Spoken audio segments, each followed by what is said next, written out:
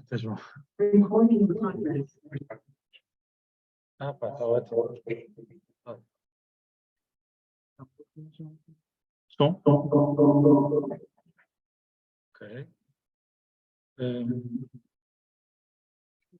This is strange.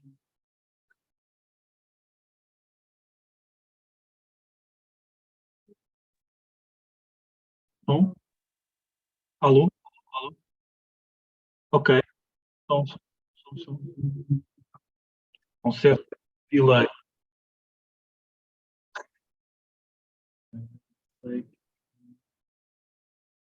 Ok. Não sei de onde é. Será que é?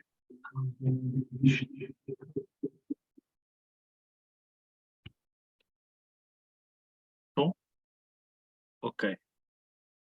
Não é preciso amplificação na sala. Portanto, estamos bem, assim. We are fine like this. We don't need amplification on the right. Okay, just switch off a cable. It's okay.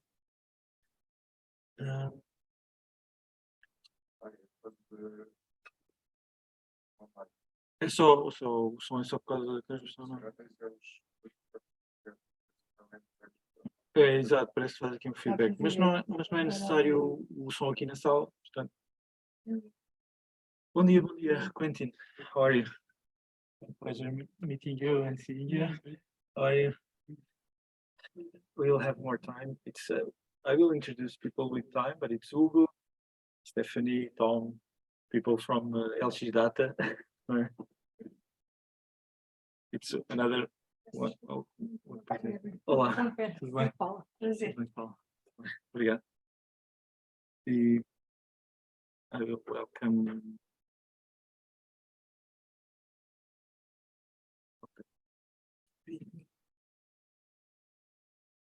Yeah.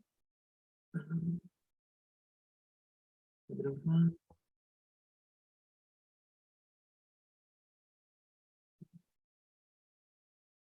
Participantes.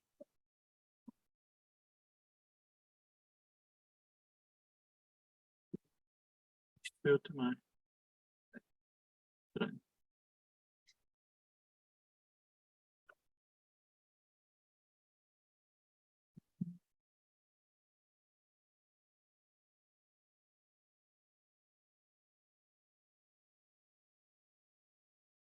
E aí, tinha aqui pessoas na reunião. Ainda não entrou, pois não? Não. Ok. Só para ver se funciona.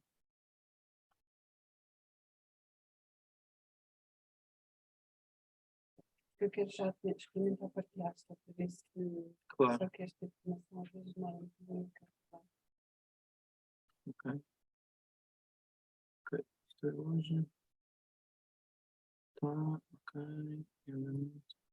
Tá.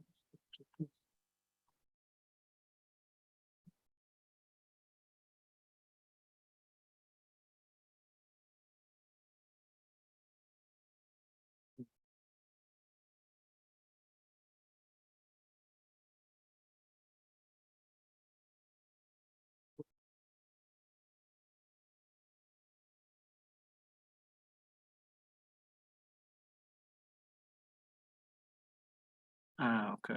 Isto aqui é uma duplicação.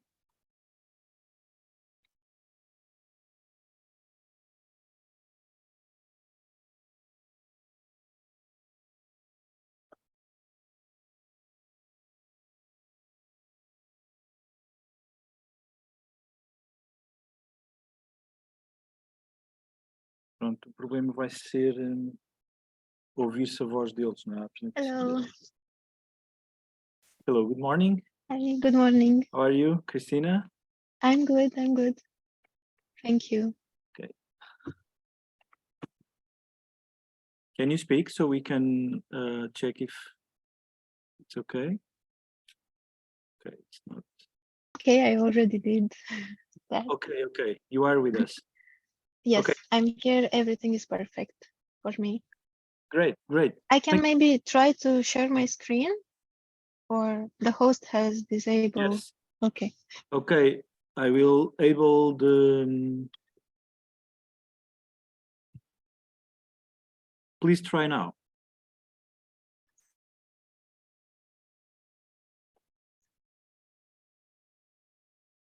Okay. It's working for us? It's okay? It's good? Yes. Yes. Okay, It's good. great, Okay. great. Then I will stop Waiting for you. share screen.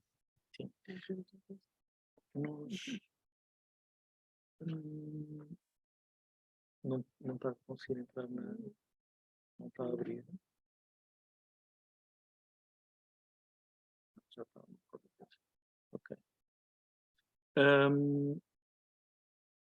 We are just trying to check one small thing here for the next presentation, and okay. So thank you for being here. Javier, so good.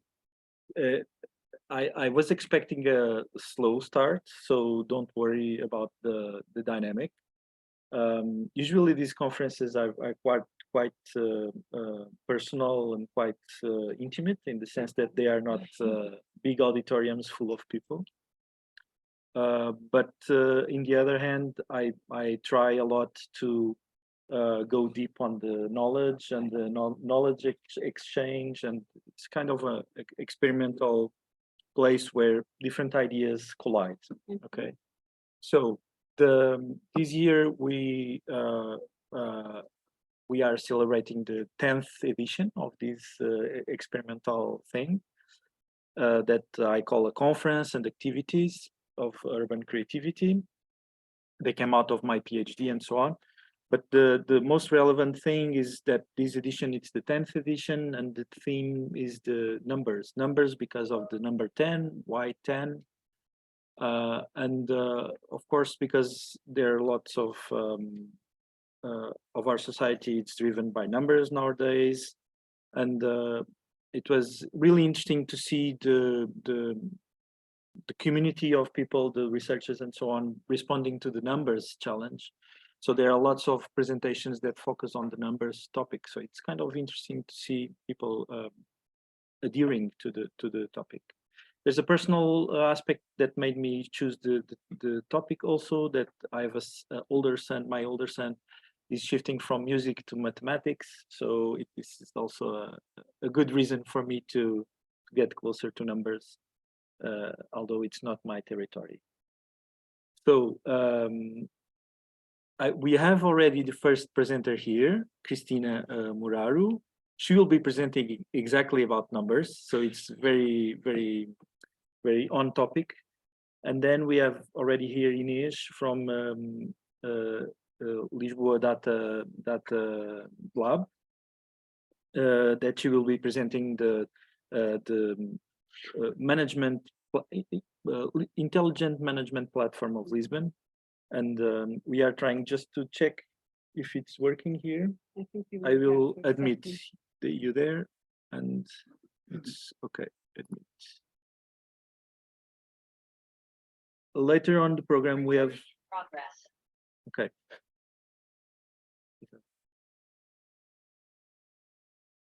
Já está sem som? No. Okay. And we have also other speakers that will come along during this morning. Abke, she's already there also, an expert on urban experience design. She will explain us what this is.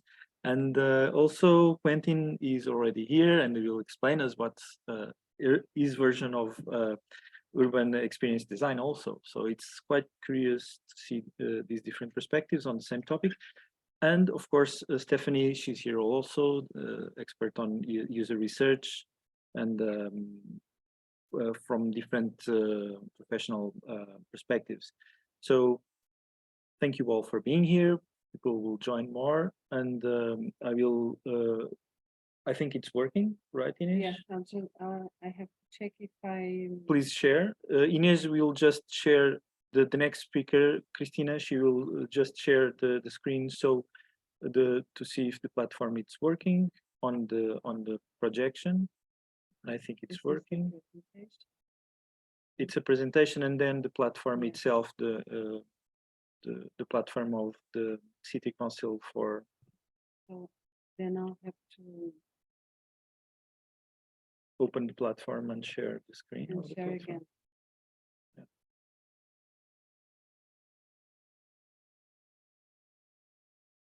You have it open? No. Yes, it's not open, but it's because of the time. In a few Okay. minutes it will be. Okay. So you are fine with your tests? Okay. So we can move on to Christina, so we don't be very late on the schedule. Will be full 3 days of presentations in 3 different venues. So it will be a kind of complex logistics. So I need to track on time, but we have always some flexibility. So Christina, please, the floor is yours. If you need to present yourself in a short sentence, please do. I didn't make this kind of bio collection. So if you want to present yourself, please do. And please, the floor is yours. Thank you.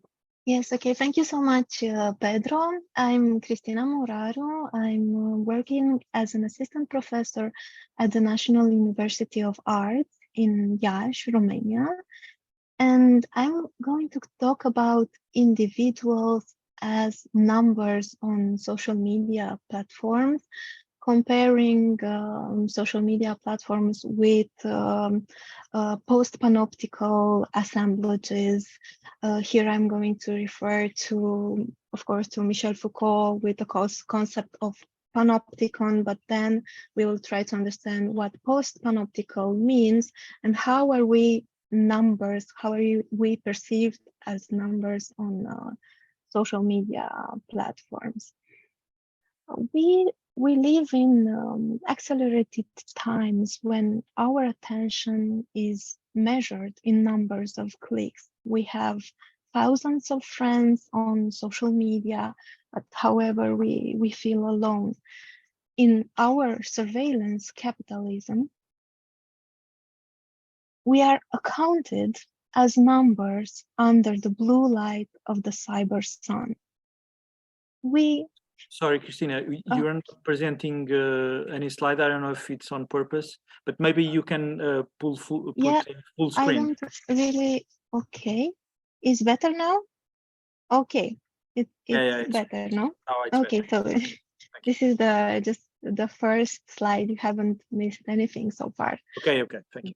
Okay, so the first reference is to Slavoj Žižek, living in times of monsters, times of uncertainties, times when the post-panoptical media assemblage, as part of the regulatory and modulatory logic of postmodern capitalism, subjects the individuals to normalization through visualization, and implicitly through the use of new image technologies.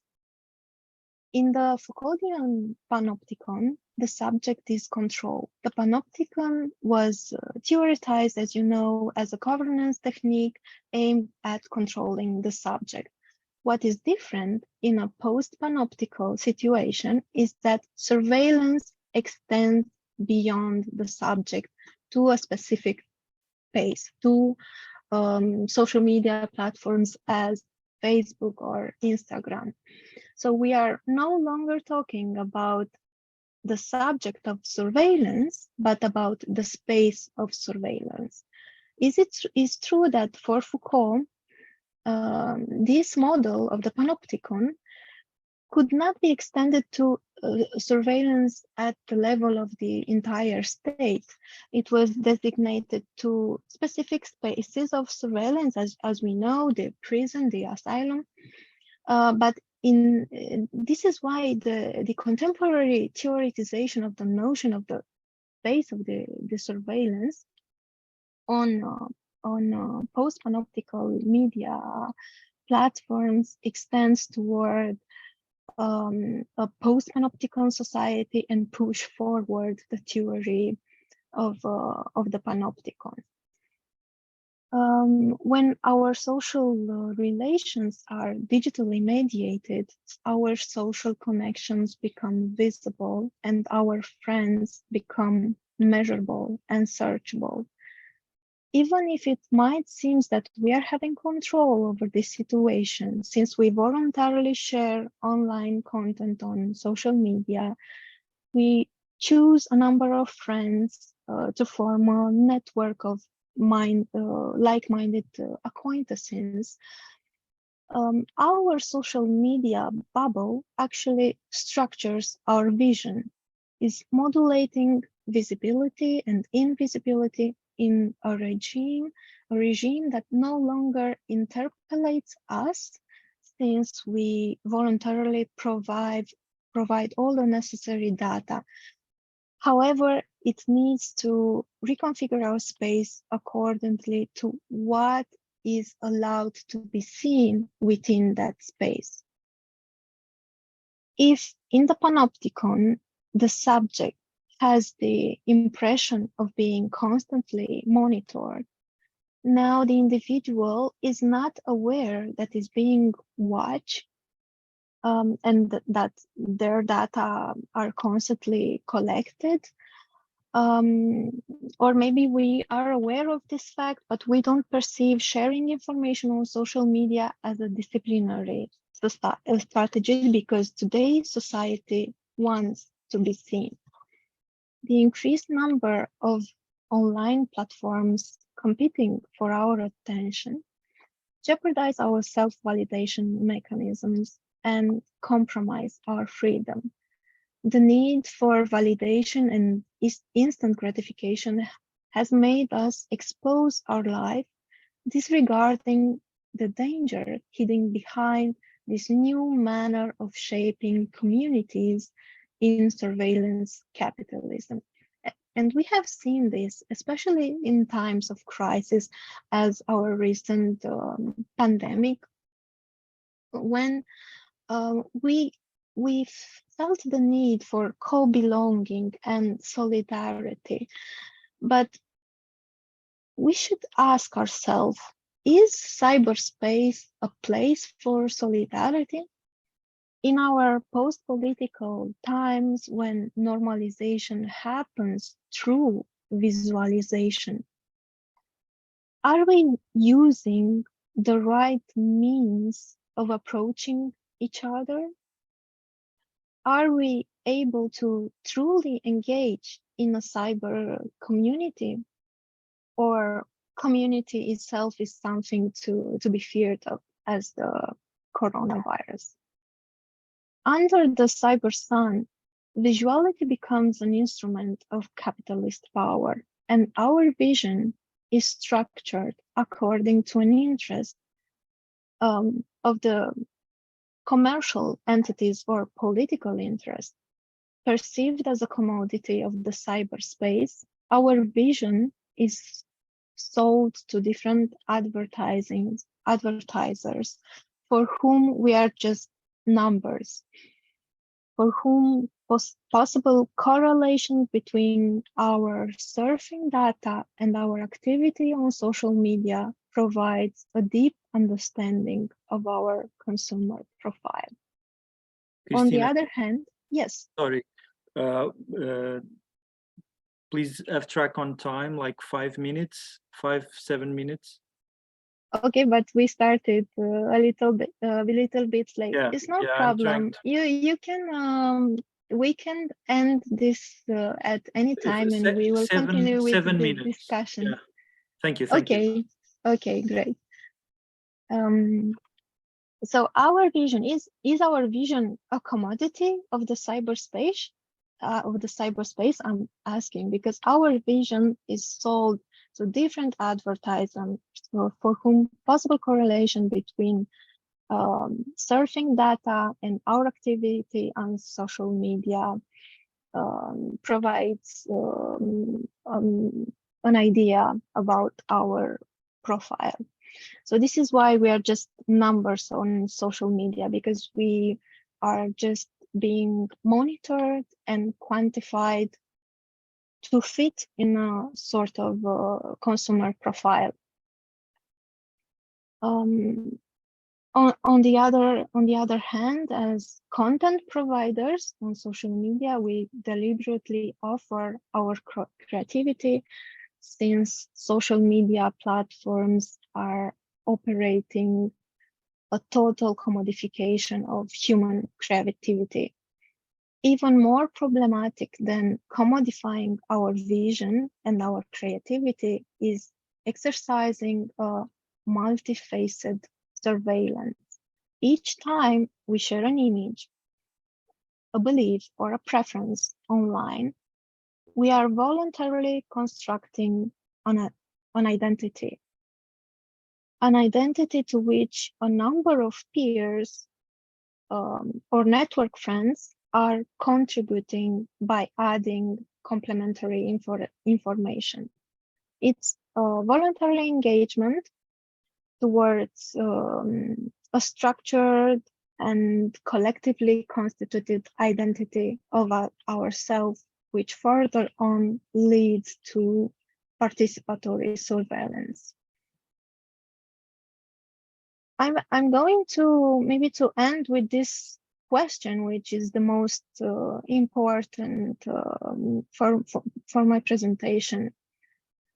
Let's try to think, if the images that we post on social media are contributing to a participatory surveillance, while our vision and our creativity is commodified, if we are normalized through visualization and our cyber friends are fluid, our social relations are becoming digitally mediated, if our cyber reality is liquefied, our visibility and invisibility is strategically modulated, we should ask ourselves, who are we under the blue light of the cyber sun? Can we truly be ourselves in the cyberspace? Is there a real community inside the cyberspace? Is there any freedom for us, or are we just numbers under the blue light of the cyber sun? Thank you, and I hope we can get to talk more during the questions, because I have some other references to Deleuze and Guattari and to other philosophers that might interact with this perspective that I Thank presented. you so much.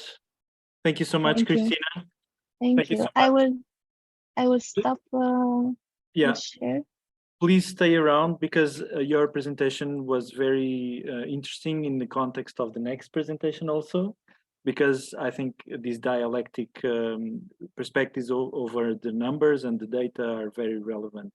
So without further ado, Inês, let's try to present the normal presentation will work. Certainly the other, let's try. I think it will work. Yeah.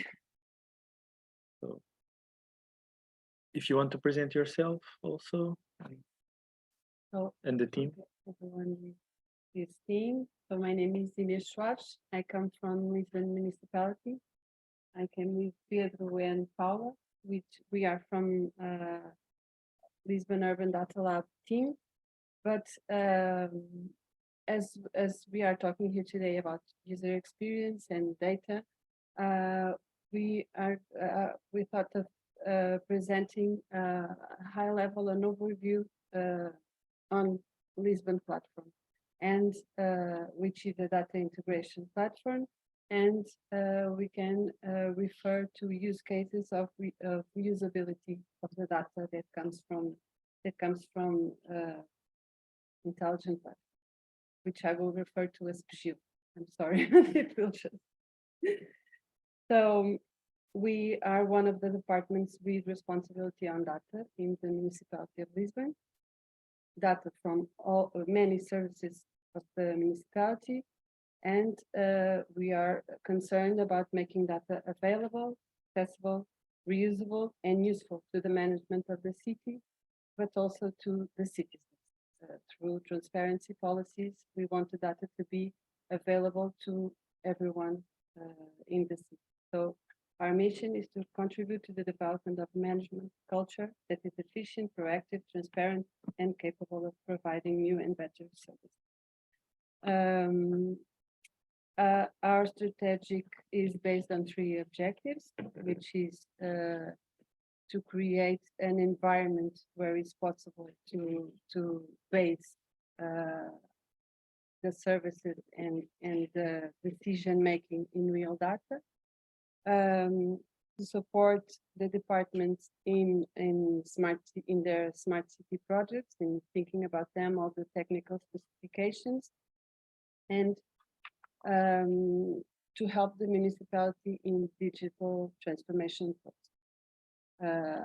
So we understand the importance of technology and this transition, but with very heavy bureaucracy, it's not always very easy. So we have this is one of our main goals. So Oh, sorry.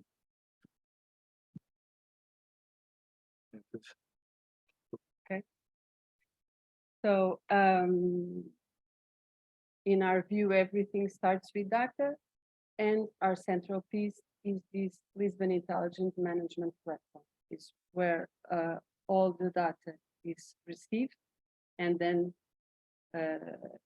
it's integrated, it's worked on for analytics, but it is also for data sharing. So we receive data from various sources. We have our own sensors, but we also receive data from external sources. Data goes to GIL. It is used to monitor for operational management, for analytics, alarmistic, and open data sharing. So the data is used for internal purposes, but it's also shared with the exterior too.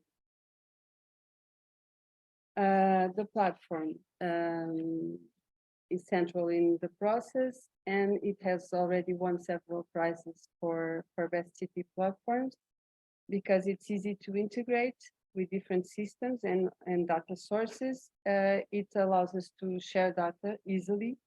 It displays easy to use tools, and I will show them to you, and to analyze data, and works with the Fieldware technology, and it is able to integrate open source other open source platforms and codes and lots of tools. All the workers at Lisbon municipality can have access and are potential users of the platform. Not everyone uses it yet. It gives the most common profile gives access to cartographic and characterization features, but there are profiles that have operation management, like municipal police or firefighters. So now I will show you the platform itself.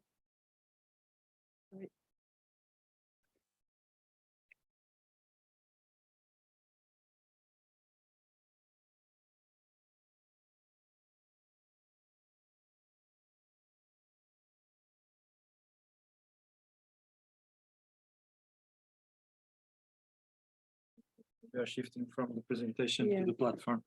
But Yeah. now I have this like bar here. How can I?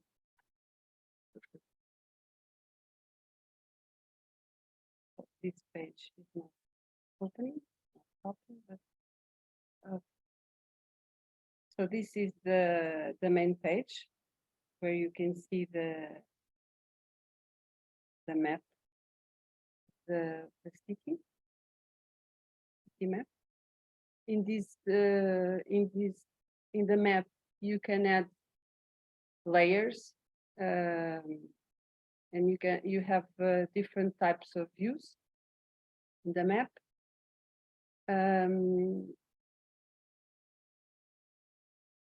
Just follow my, because this has so many information that, so we can here monitor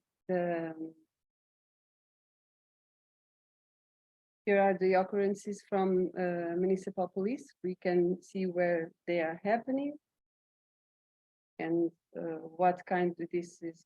This one I selected is an accident, so we see the detail.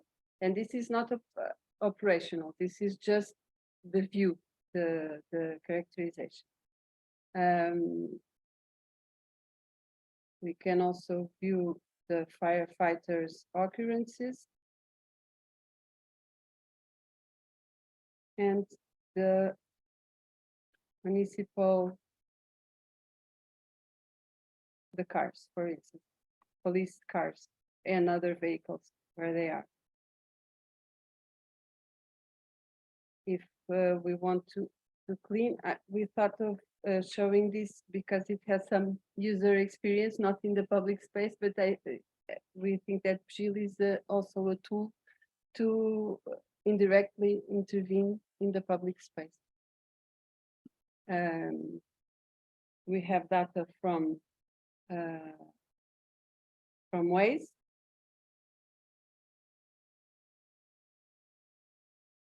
Look. We have data from Waze, so we can see where are the traffic jams, and here we have the traffic conditionments where, for instance, there are traffic cuts in the streets, and this is information that we share with Waze, and Waze shares with us the traffic conditions. So that the constraints in traffic are available for all the drivers, and we can see in real time how the traffic is. We can also see the incidents, where the accidents are. Okay, so I think you got the point. Here, now I will show you. So these are the layers. We have more static layers, more less static and more active layers, which have data in real time. One of the tools of PGIL is Data Hub. In Data Hub, we can extract data sets from PGIL. For instance, here we have traffic constraints that will be then loaded in Lisboa Aberta. So we have the story with this for a specific period, and then it will be published in Data Hub, or it will be used in a Power BI, or it will be shared with a university or someone that is working on these matters. So this is a very useful tool from PGIL,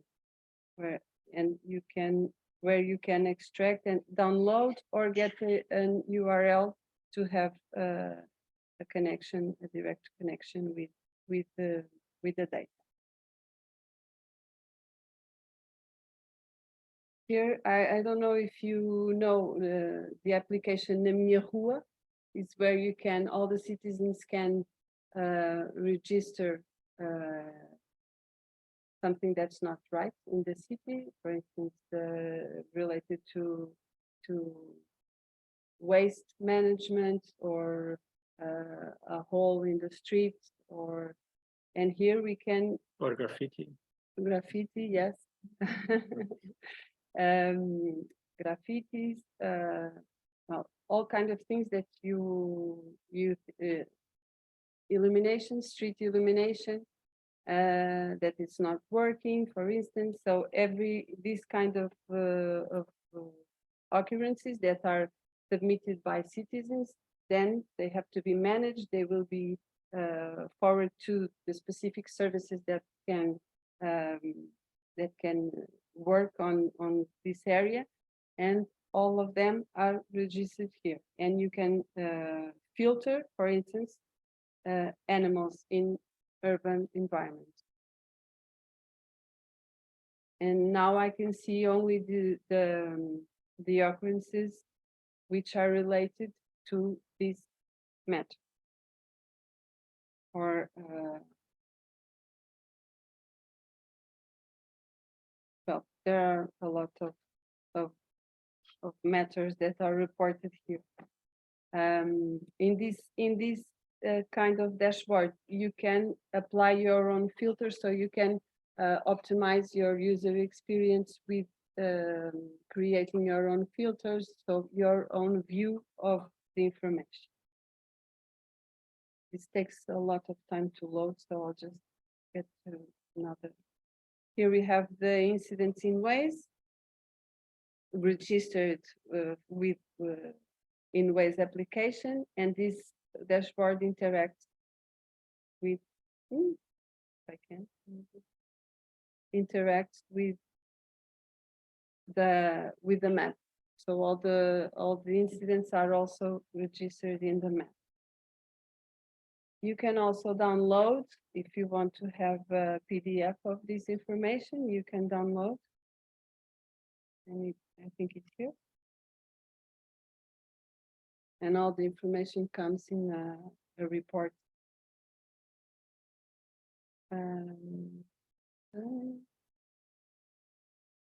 So next, this one is monitoring. So based on real-time data, now we have some dashboards that are based on historical data. This one is about bad weather events, or events related to bad weather conditions. So I'll just look for one here. That is very, it's interesting because it's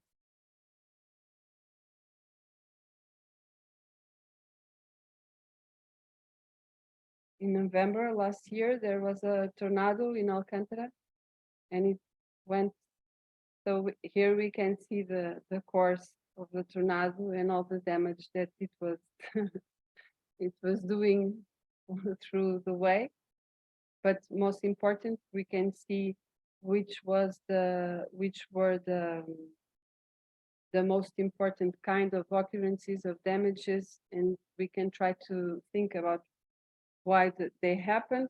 In this case, were the such floods, and the city has now implemented sensors for floods, for water levels, so to prevent flood or to prevent damage, knowing that the flood is going to happen due to heavy rain, for instance. We also have data from mobile phones. So this is the data from all the equipment that are on and that are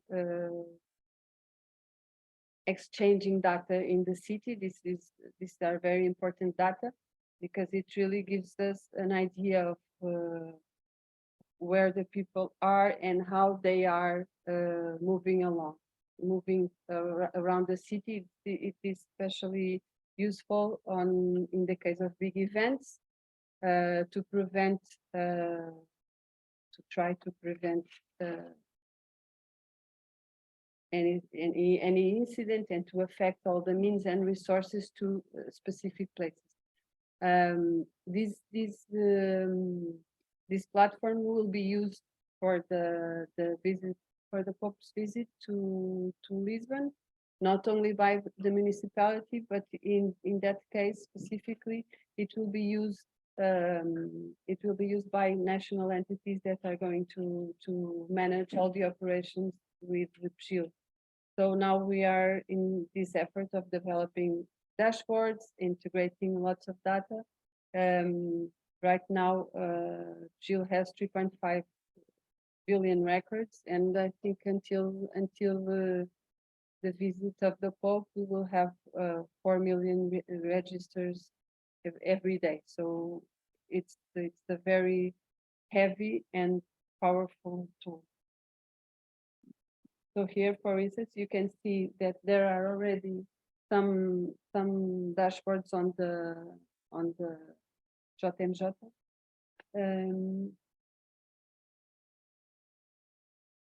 And here I will show you, you can choose some grids, or you can choose an area of the city and see how many equipments are there, and but also which is the instant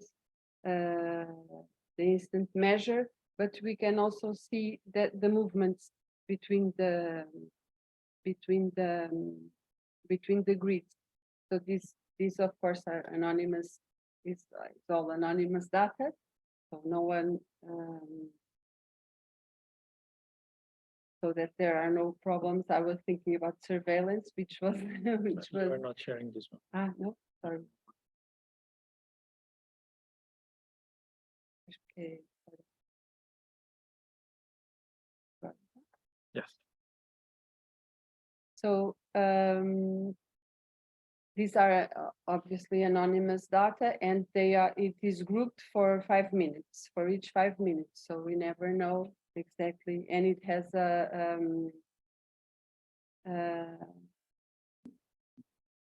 hiato, A gap. a gap. I'm sorry, a gap of 20 to 25 minutes of information. So that's all This is the number of cell phones in a determined area. that are these ones is the blue line is they are moving. So now we have more cell phones that are moving from grids. That on the grid, it's the time of the day where they are moving a lot between grids. So yeah, so there's more movement on the city. That's the Yes, reading. yes. And the orange one, it's that they are The more instant. static on the same spot. Yes, the this same is spot. the instant spectralizing. So this is the instant photography. This is, so now there are 514 mobile phones On this in square. this grid. Yes, we can choose a place. For instance, this Saldanha and Marquês. More or less where we are. Yes, it's more or less where we are. And in each grid, we see A the number of cell evolution phones. of the evolution. But we see that there is a lot of movement between grids at this time, which is the normal because it's the time of moving around.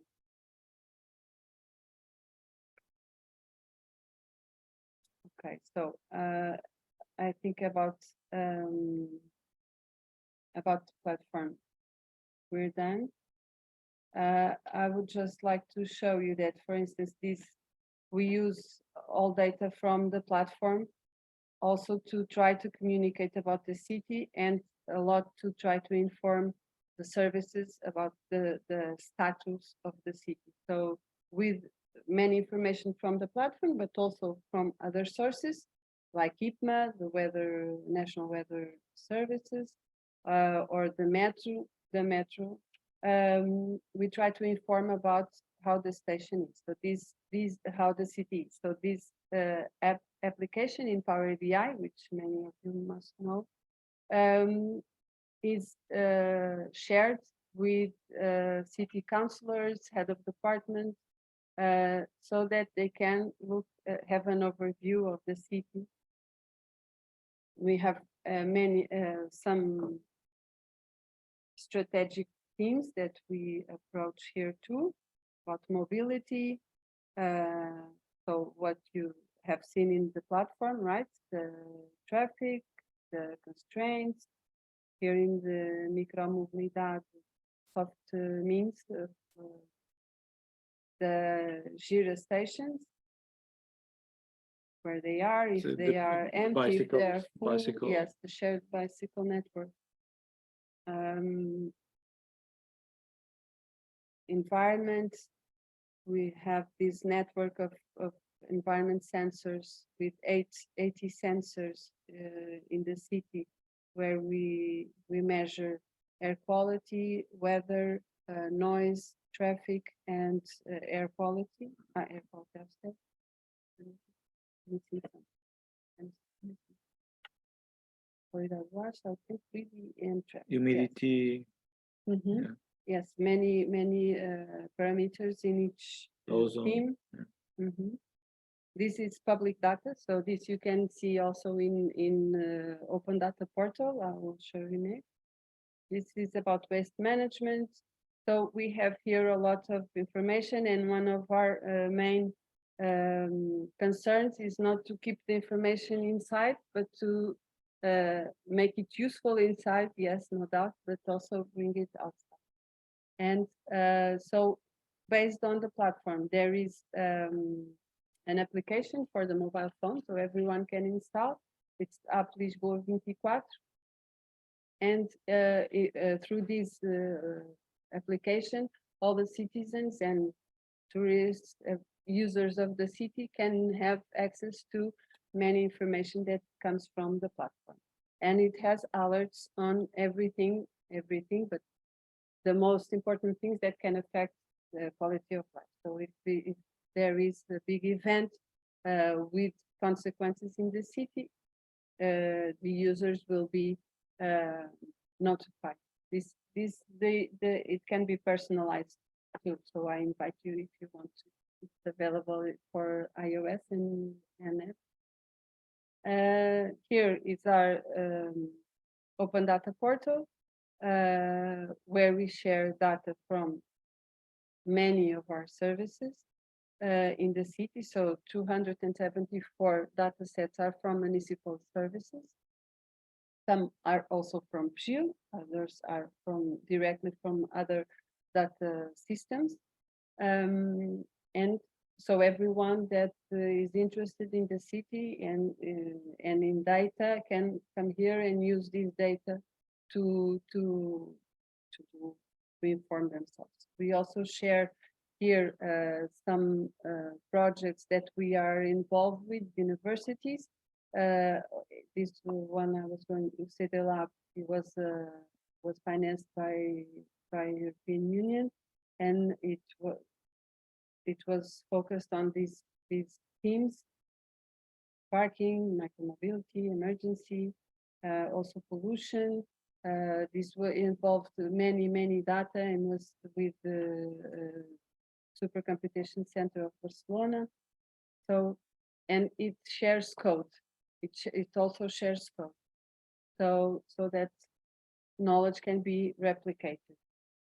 I'm not taking too much longer.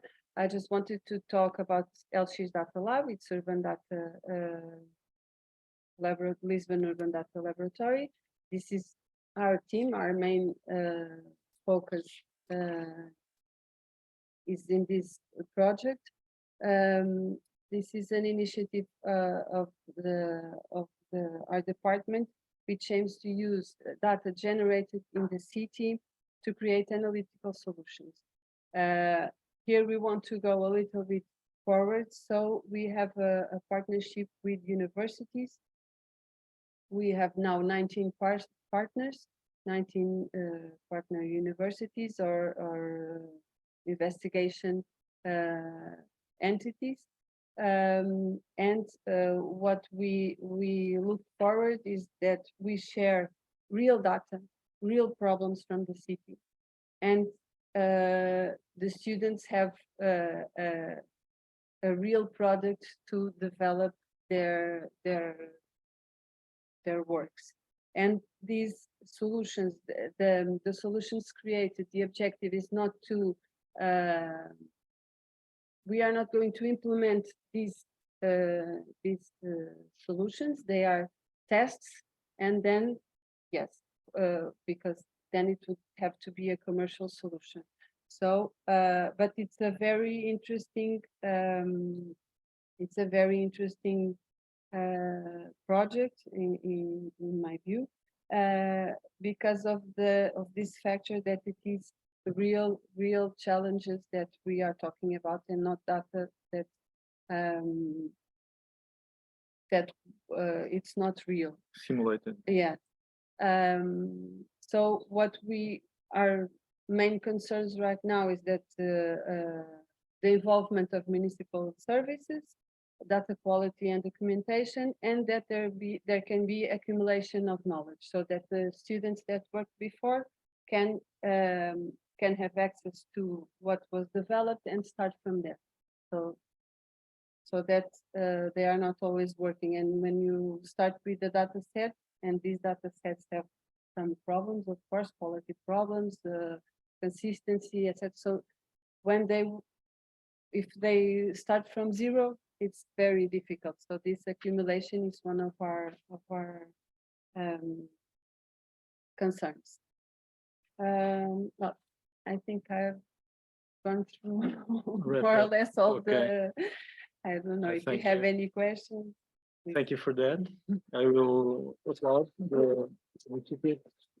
Thank you for coming. And I can make a question, but I imagine that you also have questions out there and also online. But I can start with a question that was on your ALX Data Lab. I've seen that you had in the past a project around graffiti. And we have some researchers about graffiti here because of the majority of the conference, it's about this topic. How can you share some words or experience from that part? So this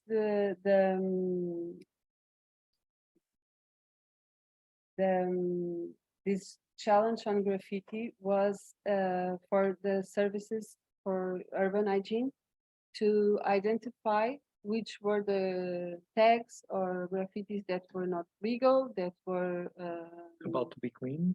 Yes, and so through image, it was an image-based challenge that the data were the images collected, and the objective was to try to predict through a big collection of analyzing a big collection of photos and its locations and what kind of equipment they were in, to try to predict where they would happen. Mm-hmm. Because it's like encontrar uma agulha num palheiro, no sentido em que. But there are patterns. Yes, there are patterns. to try to identify patterns to locate these tags, mostly the tags, not the graffiti, the legal graffitis, no. And that was also one of the challenges, is to distinguish the. And how it ran? It was remained the theoretical exercise, yes, or it remained the theoretical exercises, especially because now with all the RGPD, GPRD questions, it was not easy to work with photos, because the photos also always had personal car plates or a number of a door. So, and there are also commercial, now there are already commercial solutions for that. So to clean these.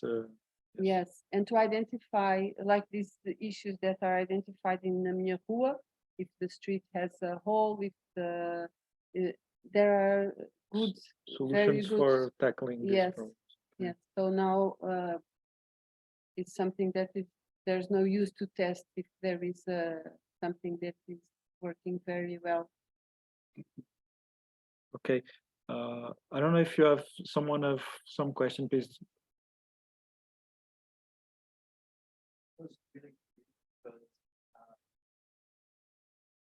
Thank you. I was curious about how much of these data available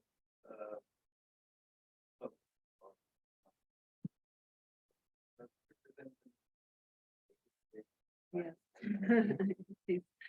So most of the data is available through protocols or partnership with these institutions, universities, or investigation institutions, academic institutions.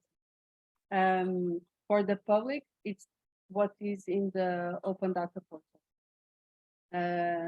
We are working, and there is open data strategy, there is a transparency strategy. So all the municipality is very focused on publishing many data, but of course there are many limitations too.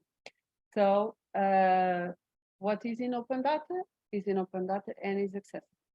Outside the municipality that is not in open data and that is in the platform, for instance, through universities in specific projects and contexts, yes, it is accessible, but it's always needed to sign a non-disclosure agreement.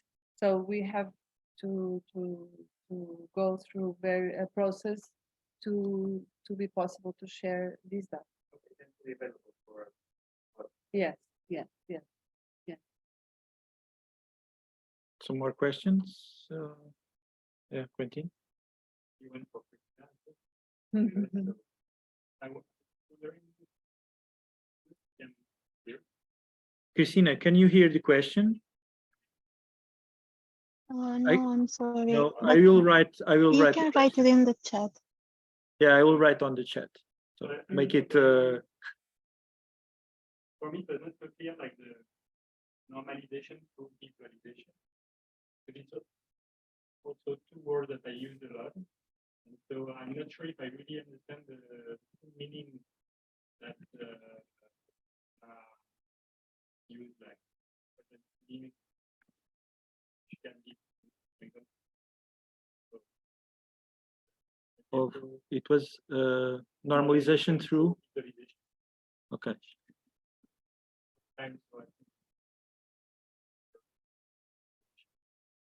I was Okay, I just heard the most You heard? important Okay, sigma okay. syntagm, I think. This normalization through visualization, which is actually a quote from Irit Rogov and her article studying visual culture, in which she uses this syntagm to show that through visualization, through constant exposure to different kind of images and to particular messages transmitted to those kind of images, we are normalized in the sense that we have been subjected, as Foucault uses this term of subjecting the individual to a normality, to what it is assumed to be normal, and what is mediated as a norm, and what can be transcended through an image as a norm.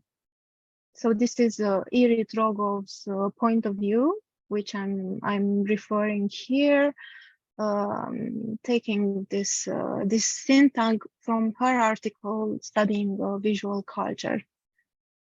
But honestly, I just heard this syntagm. I didn't hear the entire question. So if you want to, I think you nailed it, Quentin. Yeah. It was, okay. So Quentin was clarified. Thank you. Okay, great. Okay, thank you so much. Thank you. maybe another for Ines if we have time. Yeah, we have 2 minutes. Right? Just about the system that is also a question related to it, like how when can fully contribute and as a leader of the consumer of data provider, not in a marginal way but central way. Is there any project or is there any opportunities like that? We are actually working on a project that will allow citizens to propose challenges. So these challenges that normally are From university. for universities that comes from the municipality services for the universities.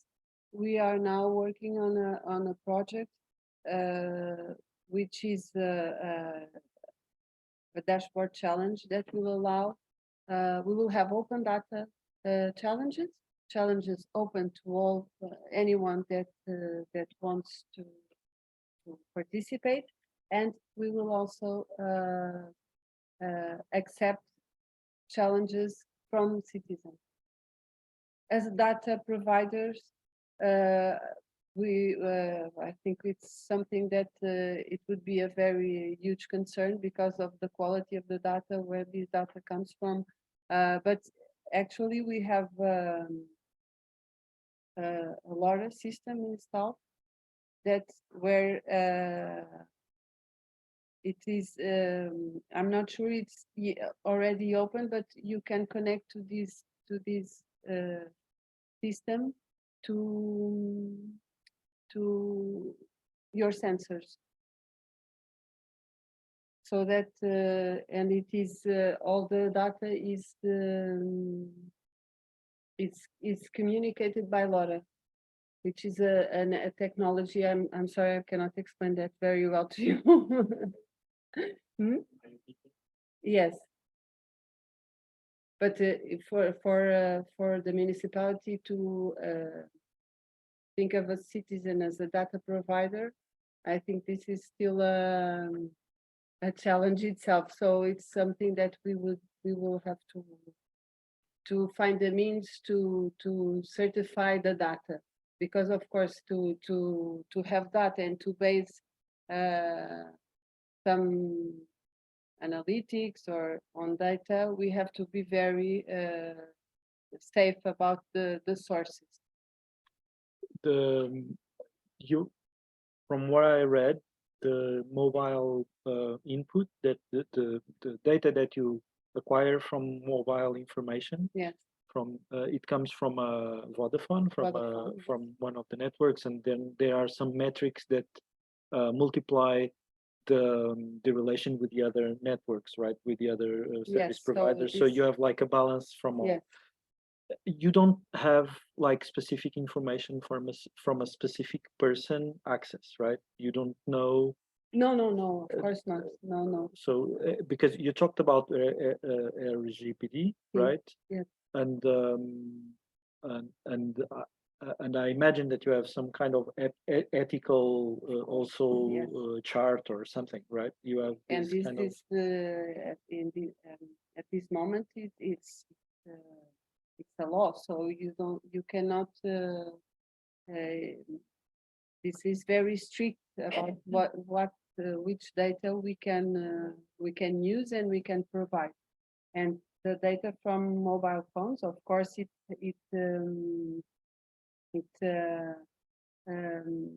brings a lot of questions about privacy and where people are and where people are moving. So this data is one data set that is not shared very easily.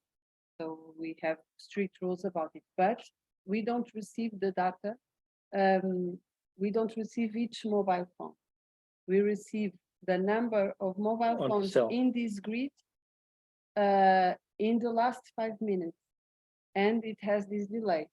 So it is it's a count. It's not the number, and it's not associated with an IP or with.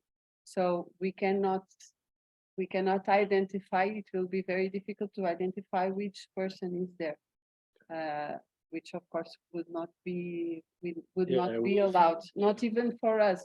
And we don't want that kind of information. It's something that we want to preserve. We want to preserve the privacy of everyone, of course. So and we even work, because it's a very big load of data. We share when we share this data, we share it for 15 minutes period. So we don't share it for 5 minutes. That is how it is received in So the you platform. even share with a even greater delay. Yes, with not it's not Okay. so Accurate. thin. You are talking next, so. Okay. So you probably received the number of one grid, Yeah. number. Yes, two, and there are. Otherwise, Yes. We don't know which one went to one grid to another. And it has an algorithm which it was calculated to based on the number of phones from Vodafone, but we want what we have or what we identify is all the mobile phones. Okay, I don't know if is there someone having more questions about this topic specifically. Inês, thank you so much. I would have Ooh. a question with A comment. the conversation, very wonderful. How the subjectiveness of identification could be with what Yeah, it's a long That's talk. so, yes, I imagine. really We- don't talk. Uh, Yeah, right? mhm. We work on things.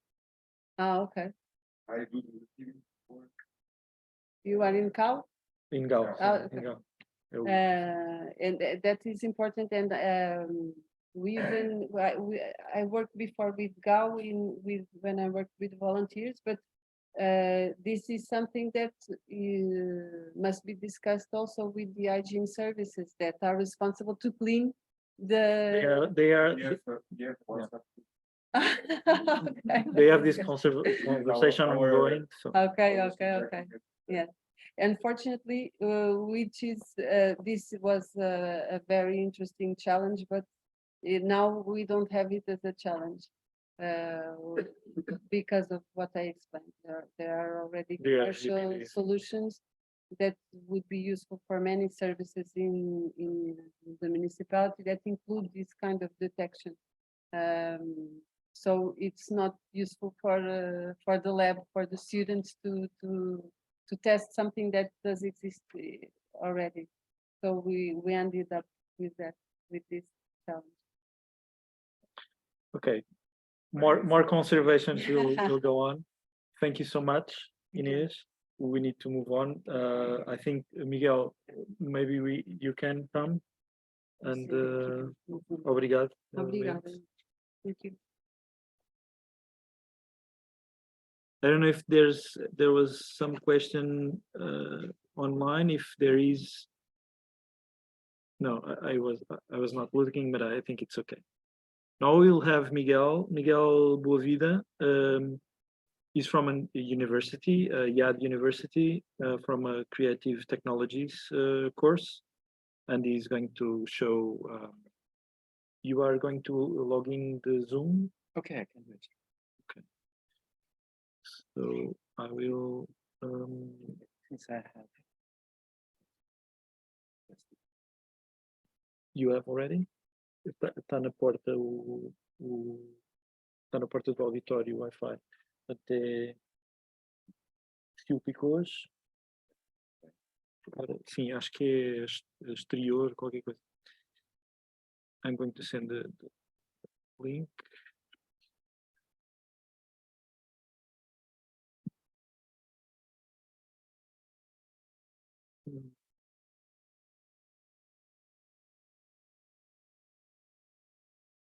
I didn't ask Inês the interface for the platform. You do not make any tweaks on the interface, right? It comes as it is from the NEC solution, I think. Yes, this is the solution that was built from zero. So. Did you had user experience designers with you when you decided the information architecture, the design of the buttons, this kind of stuff? No, so the team is very multidisciplinary, but we don't have, now we have mathematics, but I think it's time started to have a team of geographers, Okay, engineers, civil engineers. So just to Crazy. explain that Okay. it has nothing to do with it.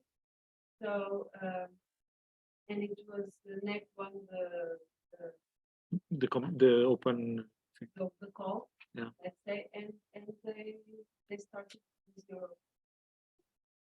Okay. We Okay. work a lot with the services so that they explain exactly what they want and always improving. Miguel, eu não tenho.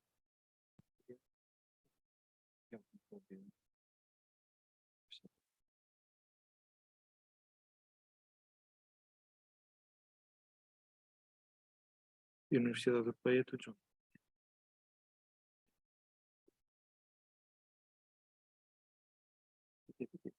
Está aqui já qualquer coisa. Não, parte, está aqui.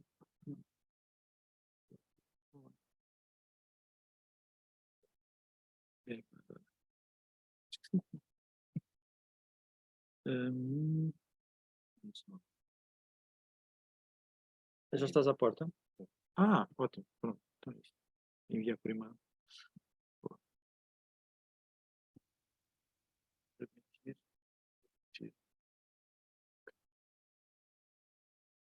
Okay, ótimo. So, thank you. Miguel is now in conditions to present, I think. Yeah. So if you want to present yourself and the work you did Okay, with your students and the course and so on. that's it.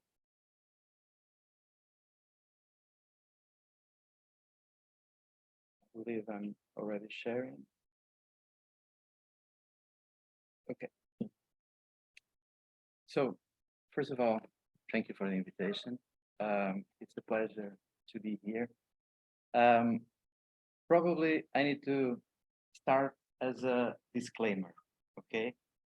What I'm presenting here, I may call it non-expert from perspective on urban art.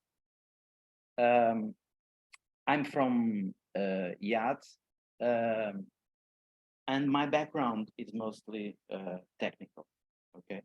From computer science and before that, electronical engineering. And so I'm a bit here learning from you because I'm really interested in the area, but I'm not the, let's put it in the same division, okay? So this is our initial disclaimer, okay? You know, the fun perspective, the guys that really are passionate about urban art, not really experts. So since I was taking some of my time previously, I will try to do it on time, but I want to present some context and background. Why are we doing this? Why are we here? The initial goal of this project, because we are talking about virtual reality experience, and okay, some new developments and ideas that started from there.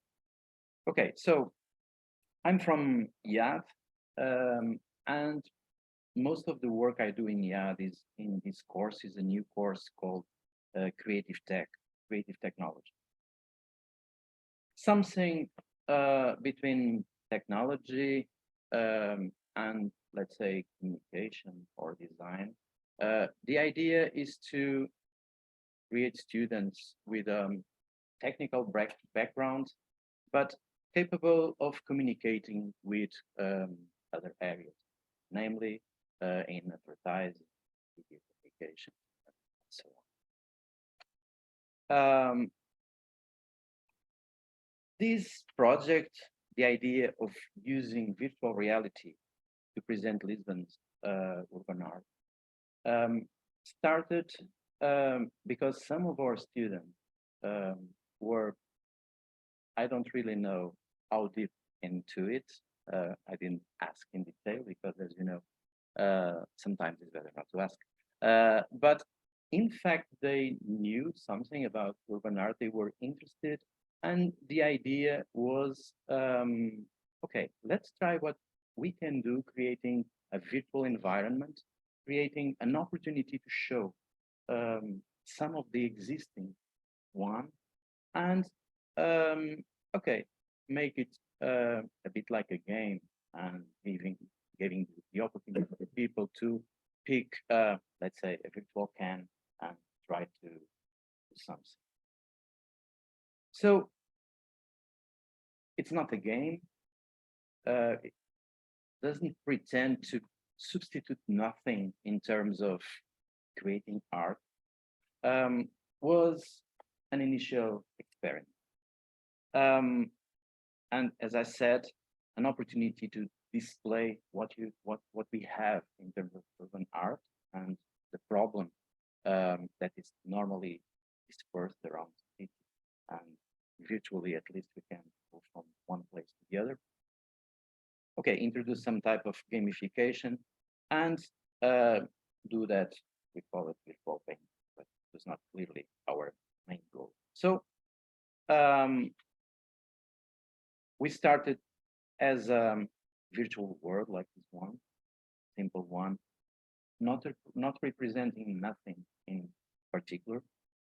And the idea was, okay, we are entering, let's say, something like a party or so. There is an onboarding moment where we learn how to pick can, how to spray, how to do this. And then we move on. This is the entrance. I will show you a small video later about it. This is the entrance of our main room. And here we are at the same time showing some existing art and at the same time having some spots for people to try to paint something. Some examples. I will talk later about the evolution of that. I don't know if you have some experience about using virtual reality and the goggles. This was an initial project. We still use the joysticks to move from one place to the other. The new version now use bare hands to pick the cans and do that stuff. And always the idea of, okay, playing, having fun, and showing something. And okay, being able to draw or design something. Let me show you a video because the video helps to understand the view from the person using the goggle. In this case was some sort of, let's call it, cleaning can that will reveal what was underneath the surface. Because we discussed that would be interesting sometimes to have some, let's say, archaeological can that can, in some real situations, show the different layers of art that are in a specific situation. Okay, as you can see,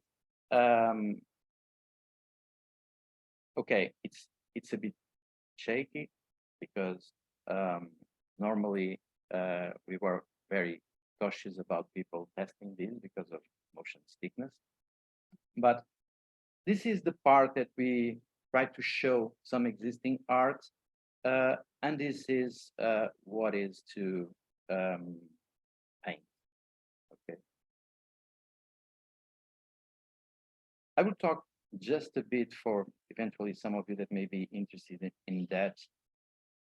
That version was developed in a game engine called Unity, very used in games.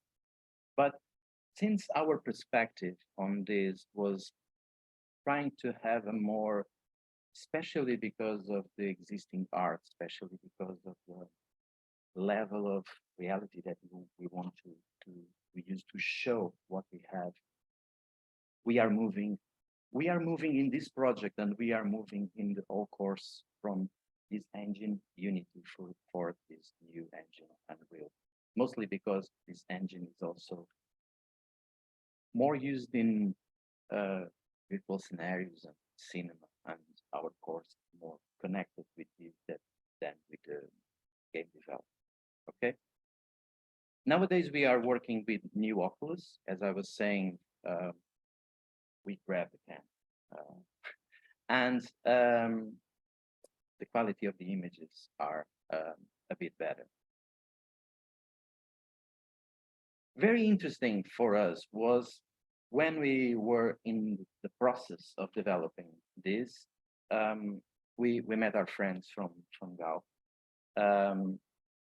and it gave us the opportunity to understand what we like, but we don't fully understand about urban art. Okay, and the follow-up of this initial project, we are still working on the new version of this, because part of the challenge was to, at least at some parts, to substitute that city by even in small aspects, parts of Lisbon, like the area around the Ad or something like that, where we can try to, and nowadays it's more easy to generate or import the real model.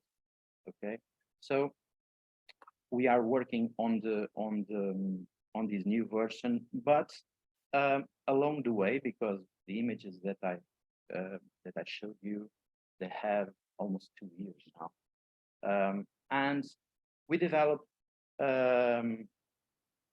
with inputs from Gal especially these 2 projects that I find quite interesting. My colleague Jacinto Stima, that works with machine learning classification models.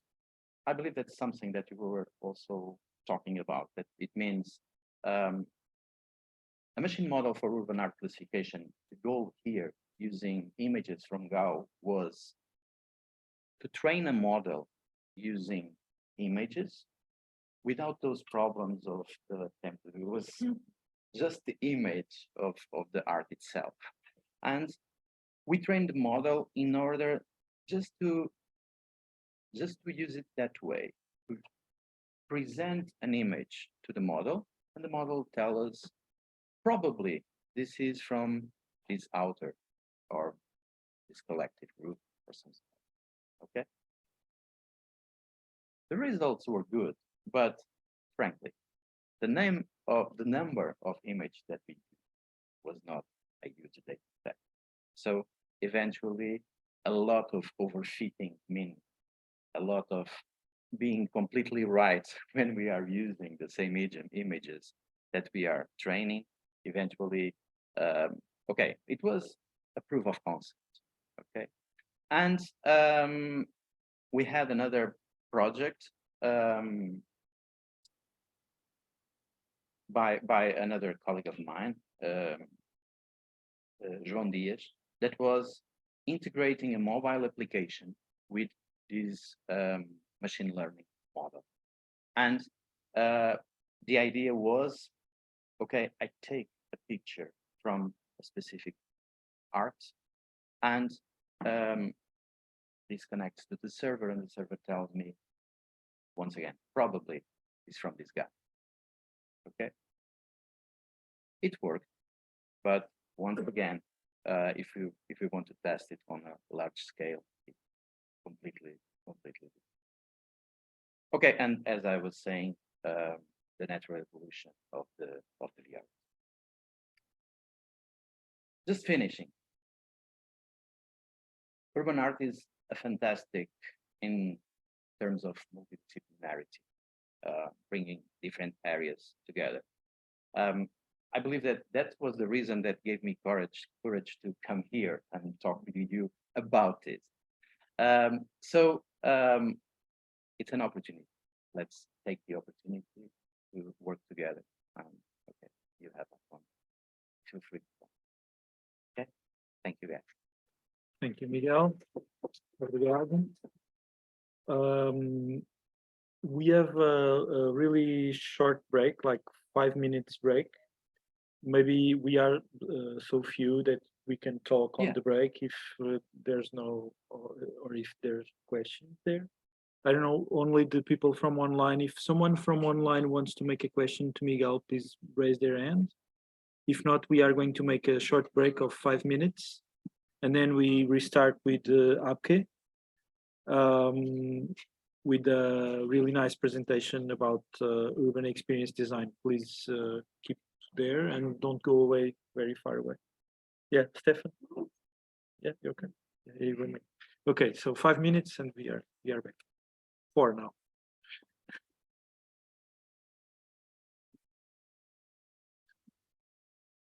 Press this and continue the recording. So thank you for being there. Okay, thank you for accepting this challenge. And it was actually a luck for you not to come to Lisbon, from what I understood. If you tried to get a plane yesterday, you would not be able to travel, right? But that's right. There was a huge storm here, and many flights, almost all flights, were cancelled. Yeah. So, okay, Abke was working on a consultancy firm that was working on specific projects that she will present here. I got the presentation from in LinkedIn that Abke was sharing with other colleagues about this idea of urban experience design.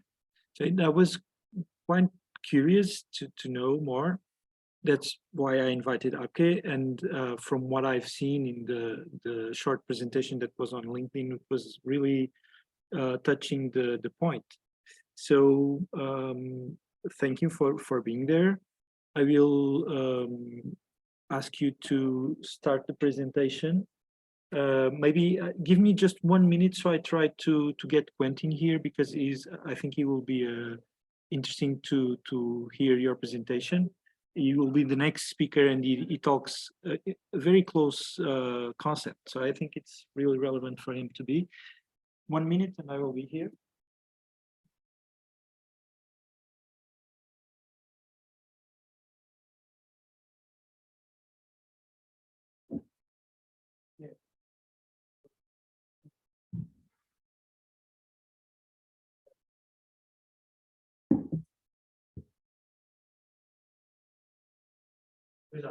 Sorry.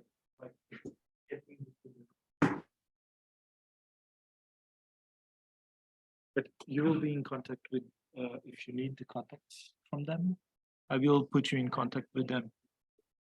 Yeah. No, for sure. Powerful. So thank you for waiting, Abke.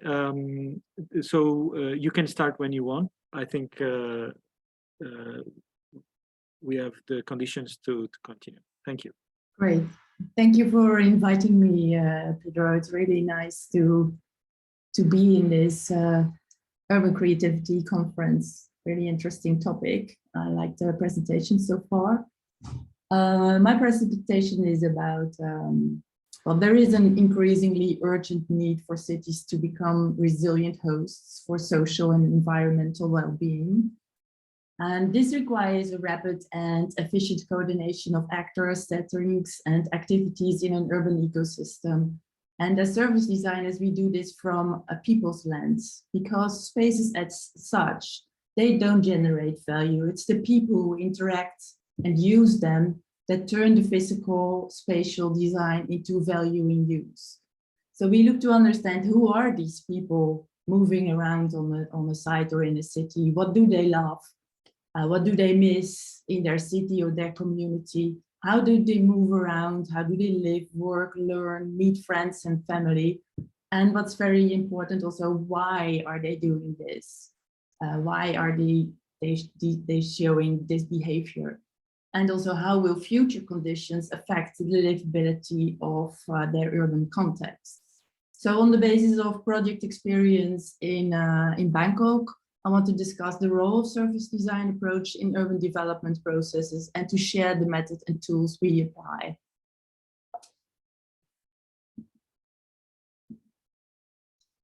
But first, who am I? As these are numbers, I thought let's share in numbers. I have 30 years of experience in product design, and 5 years ago I made the switch to service design to Livework Studio in Rotterdam, where I worked on 5 urban development projects, and it was a new spectrum in the studio, and we took a deep dive and we explored and tested and executed and learned a lot in all these 5 urban development projects.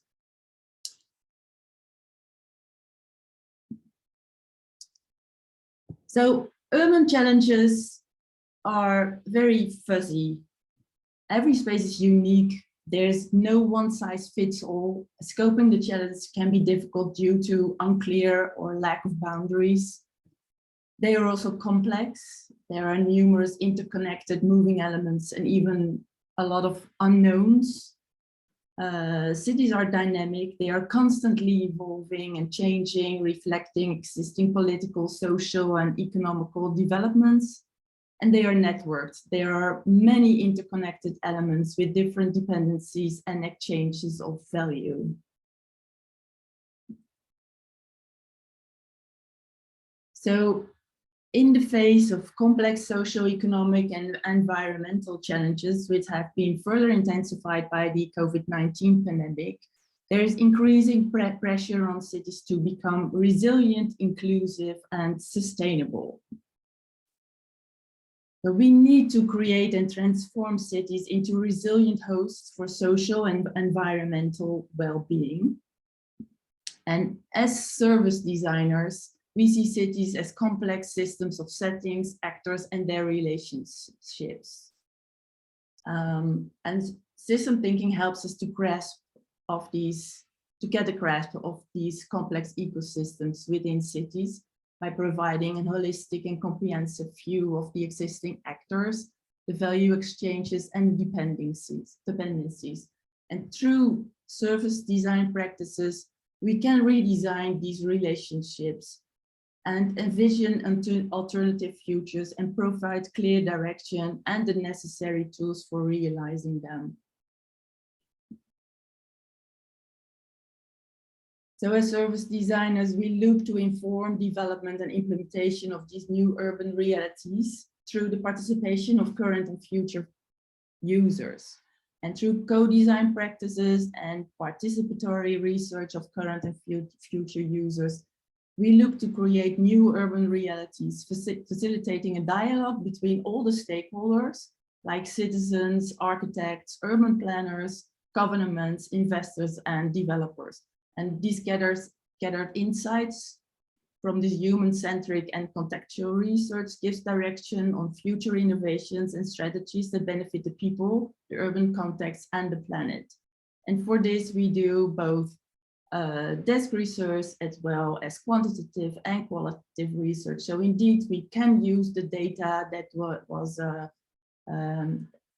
presented and shown in the previous presentation, one of the previous presentations. But what's very important is to understand the needs, the reasoning behind the data, the why. So therefore, we need in-depth contextual research. There are several layers that add up to an urban development master plan, and particularly service design is involved in developing the experience layer, which we call the experience master plan, while still taking into account the rest of the layers.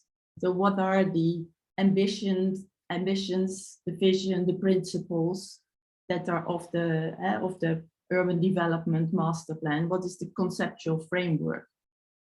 But also, of course, it has to fit within the spatial design. What's the heritage that we can take into account, that we can give it a soul? What is the landscape, the infrastructure, but also what are the policy frameworks, the legal, economic, financial, and bureaucratic rules we have to take into account.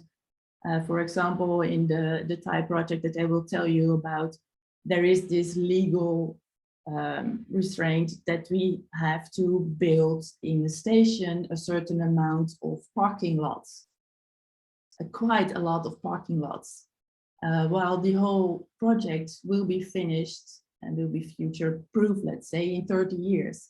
In 30 years, we don't know if we still need those parking lots. So we have to make sure that we create parking lots that have a resilient function in it so that it can be used in a different way in the future. So this experience master plan is showcasing future user experiences in support of the urban master plan storytelling, which makes it, we think, very useful in the urban master plan.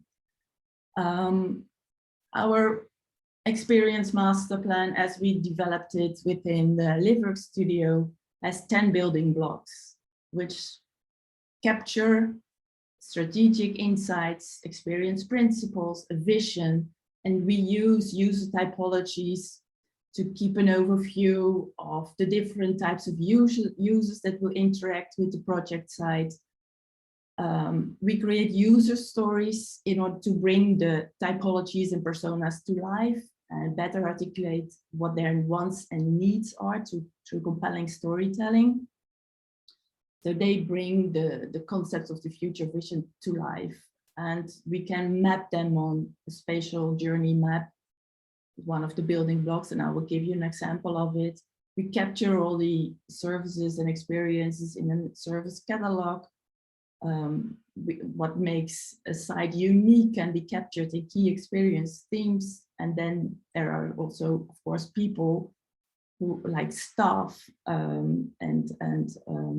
but also the space and the digital requirements that make it happen, that is important, and it's all captured very technically in service architecture. So let me showcase through a case we've done in Bangkok. The plot size is 224,000 square meter, which is quite a lot. The city of Bangkok has more than 10 million citizens. It took us 4 months to do this project with 6 team members. It was during COVID that we started this project. So we did many of it online, which was an extra challenge on its own in this huge project for these 10 million citizens, but also the 22 million international visitors that come to Bangkok each year. And if you look at Bangkok, it's a real melting pot. And you can ask yourself, is this human? Is it for people after all? Or what has happened here with all the concrete that is allowing an infrastructure which is blocked most of the time? Bangkok is also ranked as the 3rd most polluted city in the world, according to a certain day on a certain site on iQuare. There is a lot of flooding everywhere due to the enormous rain that brings the flooding, but at the same time Bangkok is sinking. Combining the two can be disastrous in the future.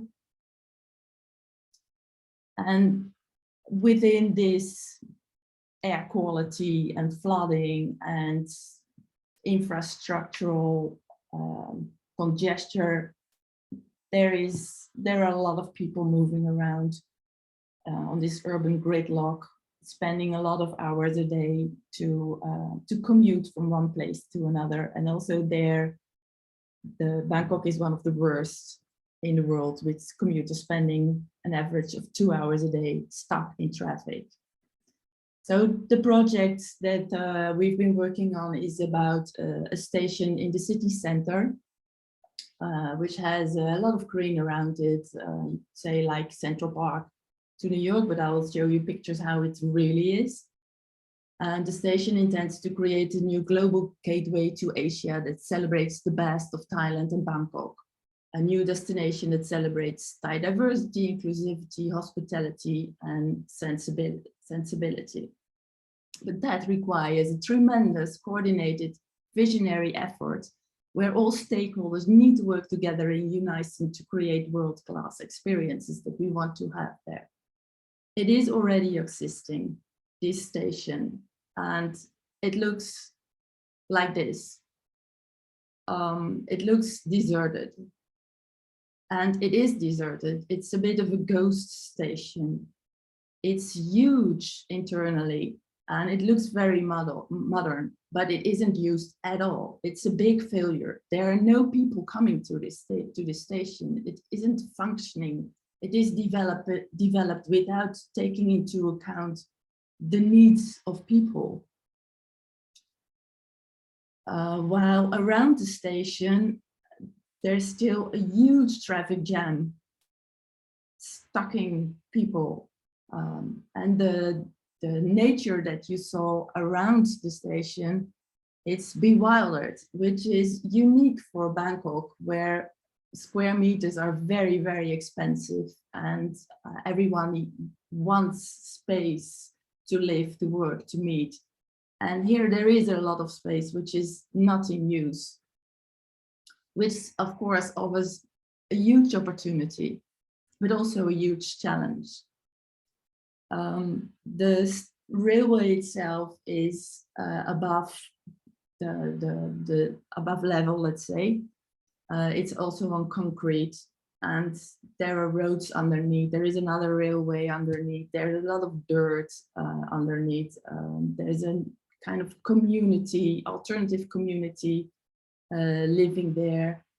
But there's also next to it a factory of railway people where they, how do you say, where they repair trains, and where there is a lot of stock of old railway carriages, train carriages, which are now empty and not used. But you can imagine that also they offer an heritage that is very valuable.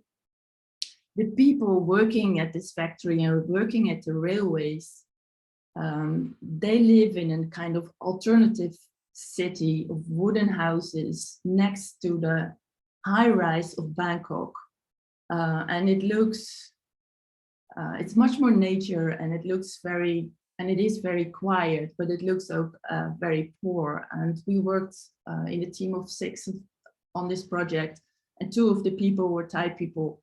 They were a bit reluctant to go here and sit here and have a coffee and have a chat with the people. But the people living here, they are very proud to live here in their own community. They are a very strong community, taking care of each other. And they say, we are the rich people, although our houses are small and tiny, because we have this tremendous view and this freedom and air around us. But there are a lot of challenges in this project to make it the urban gateway for the future. So our key questions are, who will be the key stakeholders delivering and enjoying the experiences on site? And what will make the on-site experience unique and relevant for these stakeholders, including the people in the community living around it now? What will be the key experiences on the sites? How will we attract people, and how can we generate ongoing future-proof business? Because it's always about the money. Where does the money, how does the money flow? So let's take a look quickly to these 5 questions. If we look at key stakeholders, we are looking at typologies, the users, the customers, but also the deliverers. We are also looking at the demographics, the kind of ages, whether they're young people or students or family or middle-aged workers. And it's very important to understand, as I mentioned earlier, the why, what needs are we designing for? What do these people want? Do they want to plan a journey, or do they want to come to the place to meet other people? Do they want to explore and learn on the site? And then there is, of course, not only the users, the travelers, the neighborhood residents, but also the people living on the site or living around it, and the deliverers, the staff working there. So in this project, we defined 5 typologies and 6 personas, and we defined their needs and their key pain points. For example, for the first one, the daily commuter, it's a very stressful and chaotic commuting experience. And she's not able to plan travel properly, especially not in the evening, where safety can become an issue as well. And every typology in persona has their own needs and their own pain points. And what we do is we create user stories for these personas and imagine how they move around.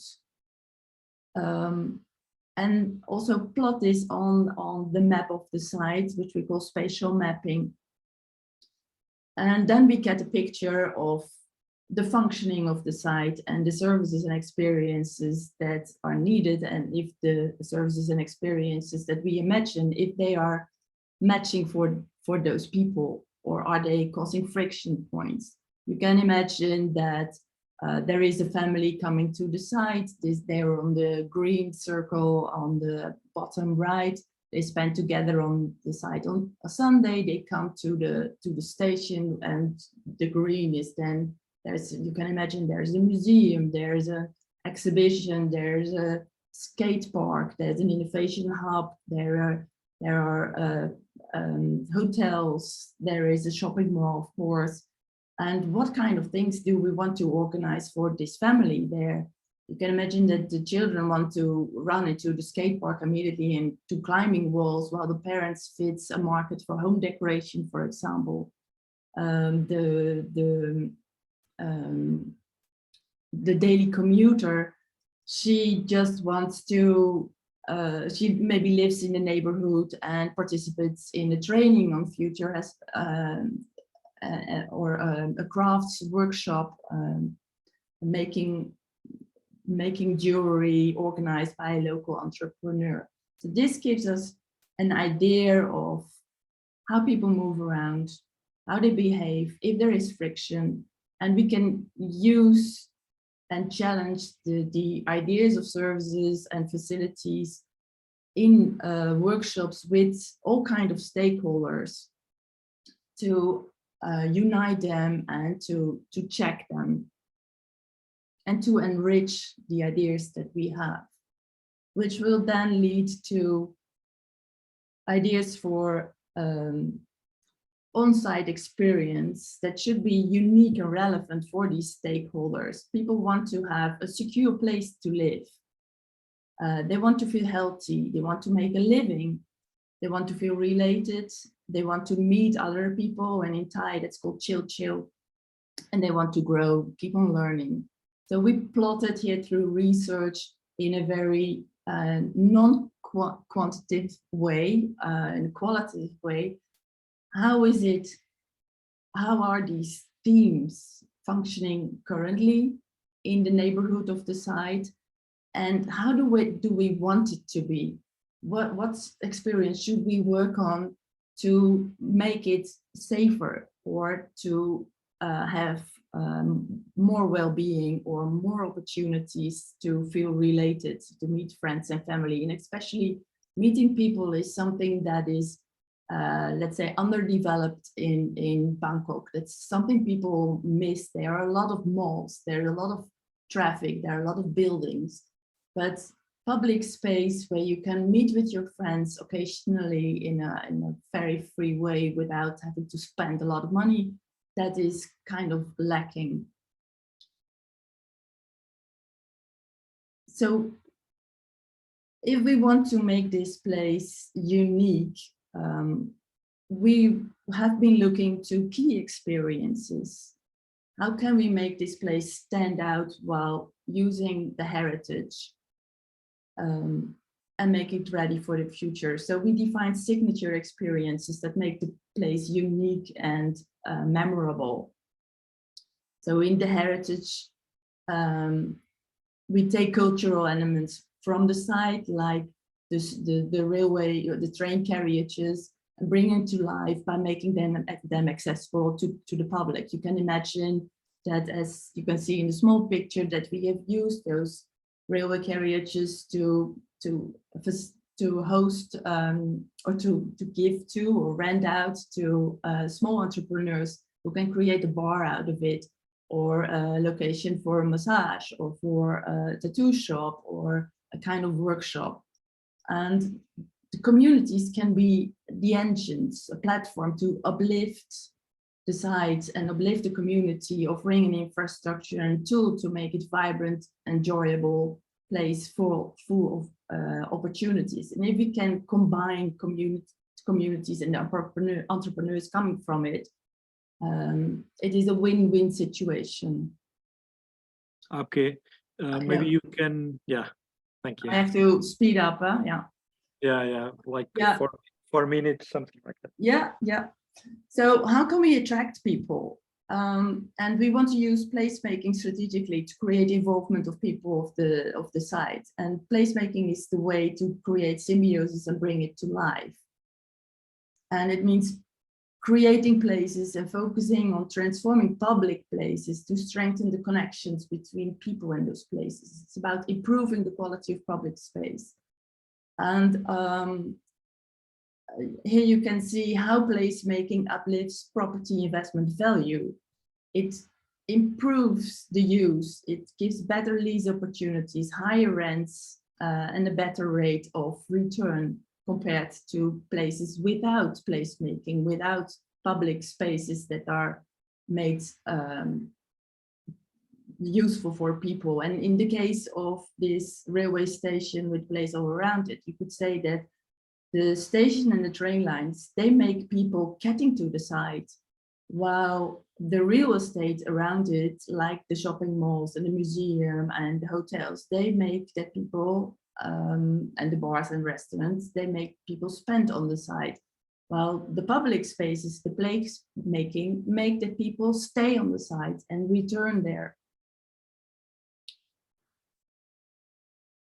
So again, there are these 4 layers, and as service designers, we focus on the experience master plan. And I've shown you a very small peek into how we use typologies and personas and journeys to bring an extra layer to the urban master plan, to also unite and align stakeholders. And again, we think that spaces as such don't generate value. It's the humans who interact with them and use them as stage to co-create experiences and turn the physical spatial design into value and use. Service design brings architecture to life. Thank you so much, Abke. The Quentin presentation will be, I think, interesting to see next. I don't know if there's some question now, but I hope there will be a dialogue after Quentin presentation. So Quentin, I don't know if you have a pen to stick. So okay, I will place here. You present from this computer, right? So okay.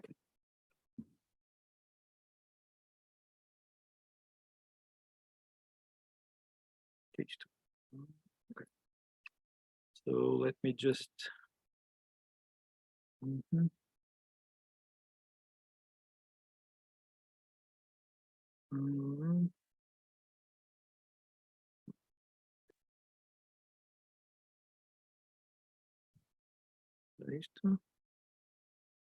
It's this presentation fine art. This one, the last one. Okay, I'll place it here and it's more secure.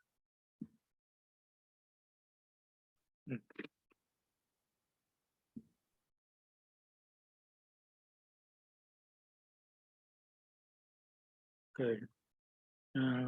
I will put this full screen and I will share the screen on Zoom, okay?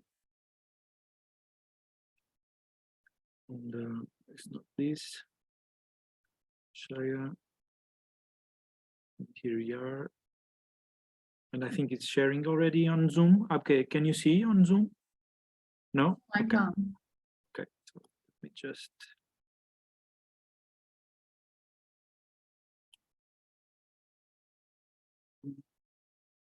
This one. Now you can see, right? Yes. Yes. Okay, thank you. So, okay, Quentin, you are on. You can deal with this. Yeah, okay. So I'll move to the audience side. Thank you. As you prefer.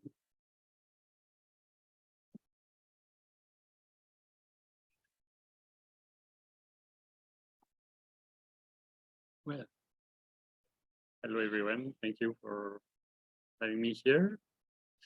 I'm very happy to be here with you. I will start with check the time. Yeah, thank you again. I think there's a lot of connections between what I will share and what have been shared, and maybe what we will be shared also. So it's quite exciting. Let me just put the PDF. Yeah. This. I think you are moving for it. Okay. You are great. So can we move this so that people can see better in the room? Let me see. I'm not expert on this thing, but to the side, to one of the sides, right?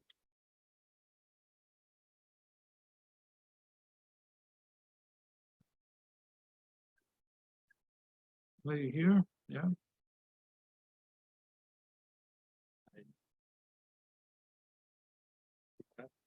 Mhm. Okay. It's Great. done. So you can leave. Right. Okay. Mm. So yes, today I will share. So this presentation I entitled Subjective and Community Mapping as a tool for UX urban design, and I will explain all of this. So I'm an independent researcher in subjective mapping, and I also co-founded collective called TAMA, Collectif TAMA in French, which works on relational design.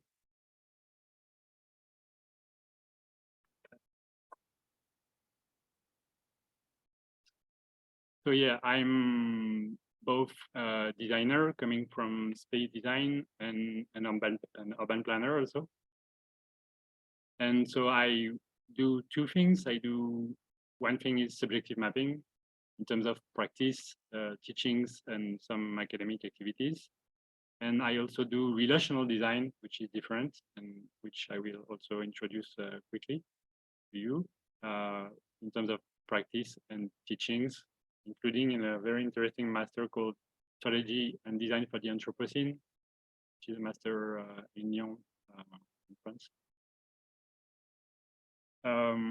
Just to give a bit more detail on my subjective mapping activities. So in terms of teaching, it's more in design schools in Paris, and also in this master called Cultural Projects in Public Spaces in Panthéon University. And the students, I think, like the course pretty much, and I will show a few samples of their work. And just to mention also this very, very interesting for me national research project in France about mapping the fishing practices in the Morea Lagoon with a lot of indigenous knowledge there. And so there I'm just like an advisor. I'm not part of the research, but I mention it because it's very interesting for me. So about relational design. So these are examples of what we do. So it's more like system maps. In this case, we show the third place. I don't know if all of you know this word. So, and the third places are places which design relations. So, but usually the relations are not informed or they are not visualized. So what we do is to render this. And so in this map, it's the same site, but here we see the relational proximity with the different NGOs they work with. So if it's close, it means that they are closer in terms of relations and further, yeah, you understand.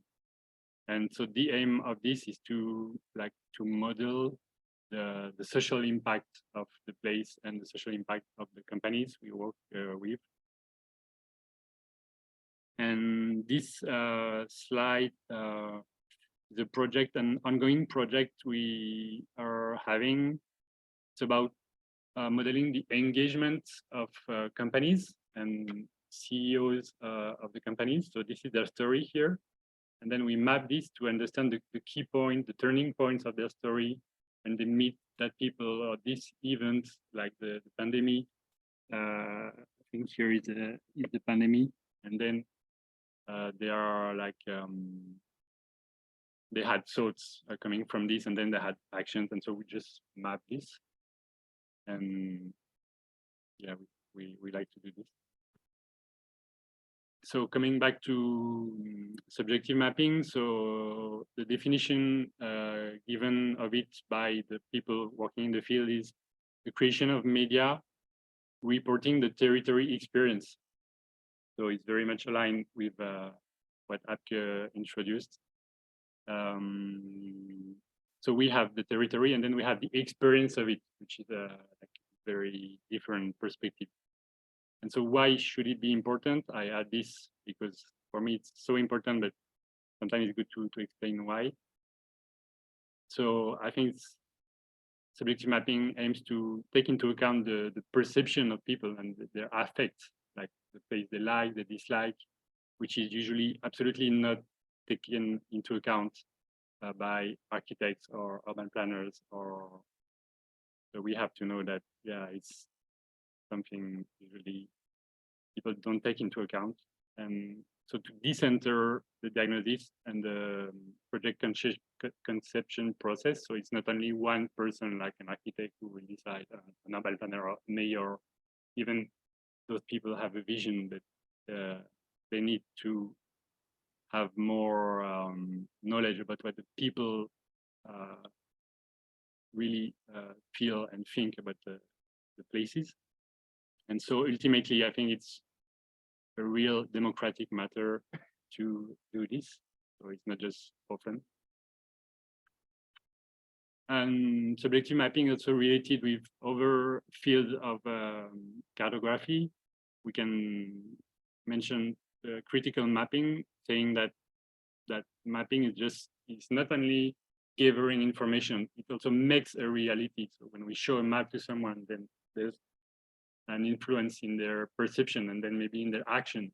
So it has, yeah, it brings a reality actually, not only something to show. And it's also related to indigenous mapping. And there's a lot to say here, maybe I don't develop. And also the movement of counter mapping. So yeah, I'm just sharing here this map. So made by Zuni people in the USA.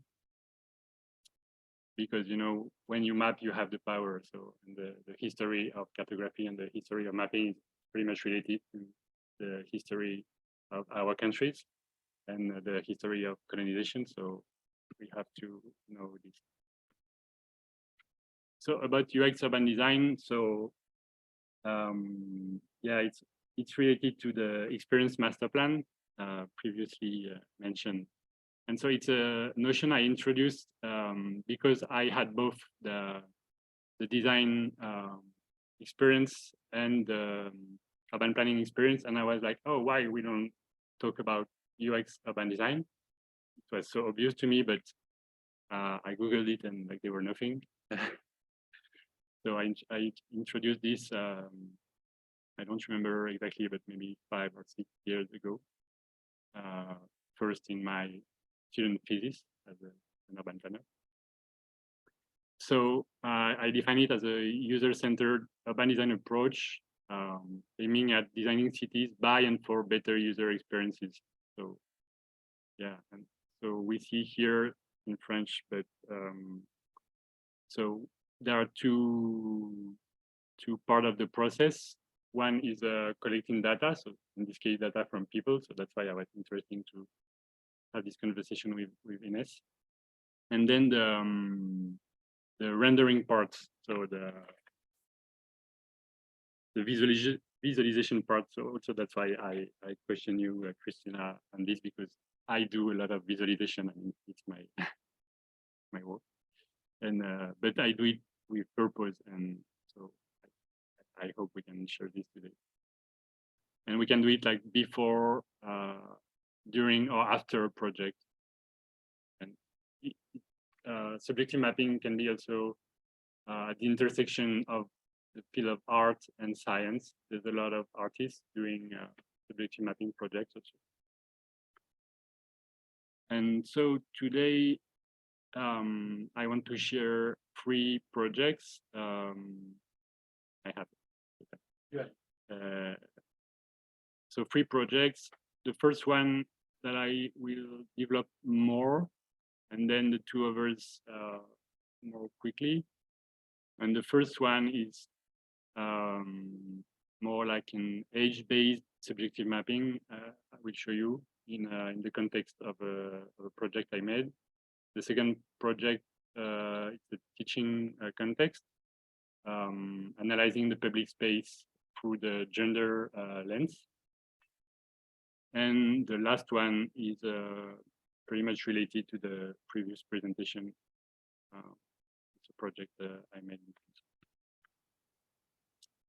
So the first project was made for the archives department of the Lille European Metropolis. And they asked me to work on the archaeology of the present. And so how the people perceive their territory in terms of present, how they perceive their city now, and how they perceive the past of the city also. So it's a very challenging project. So I made 2 projects with them. I will develop the first one, and I will show quickly the second one.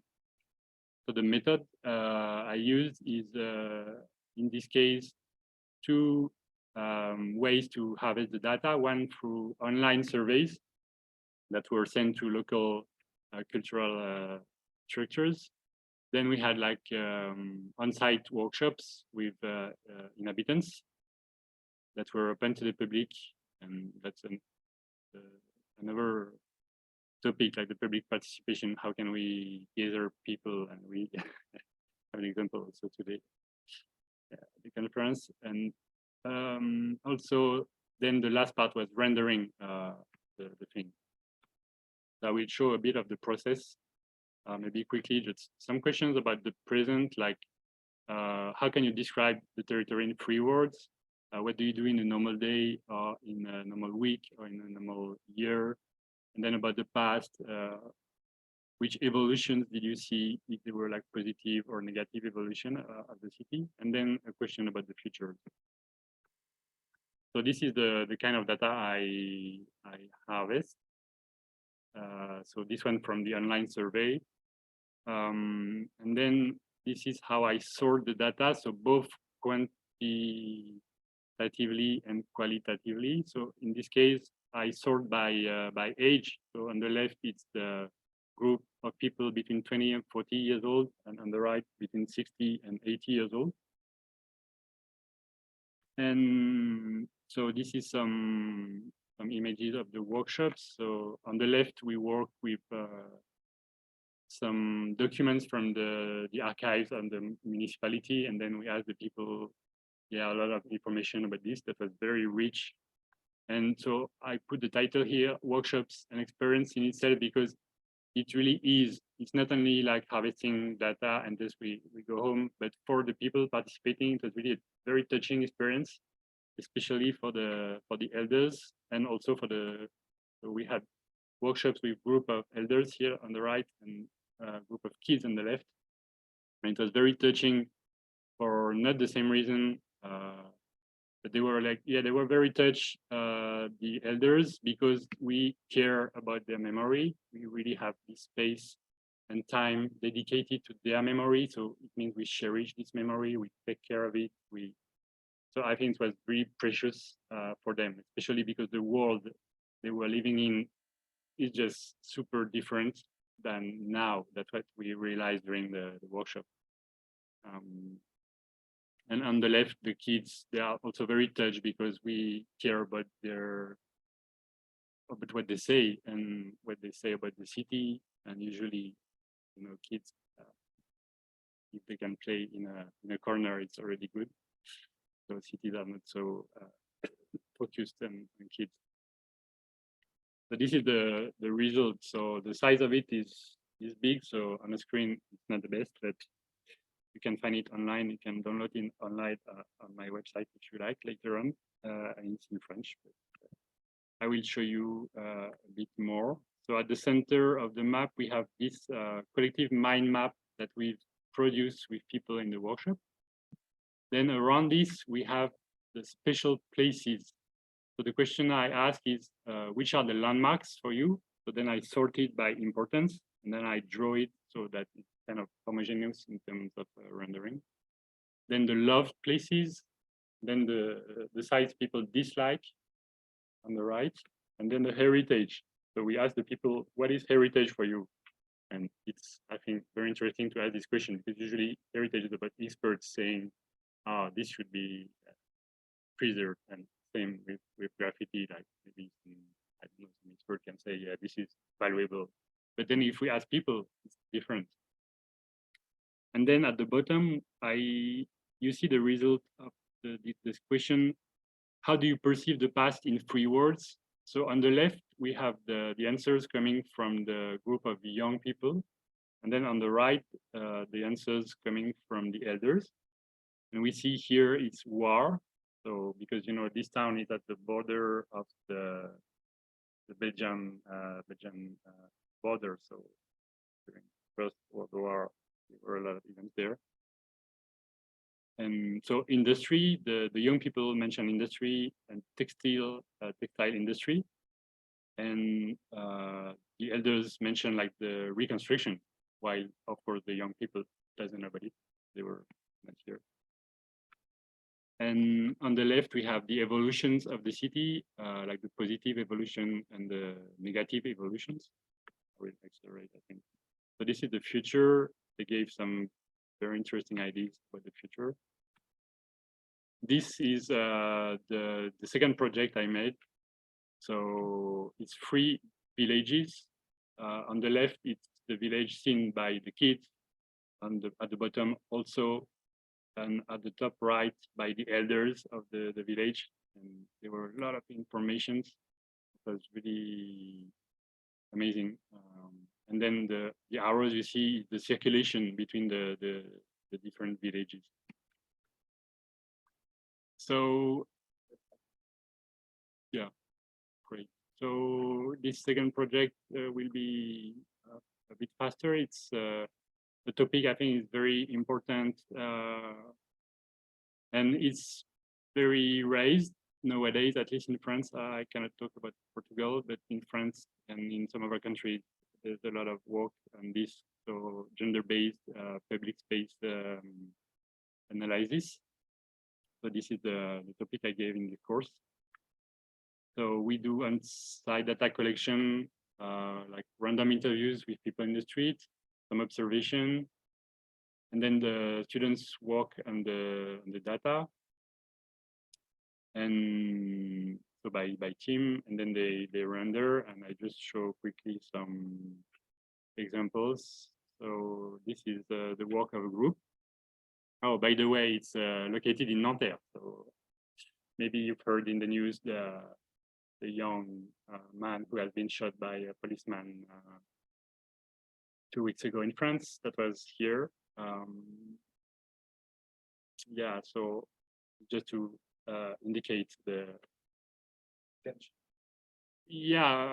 context I want to say. It's the suburb of Paris, and all this history, and yeah, I will not develop.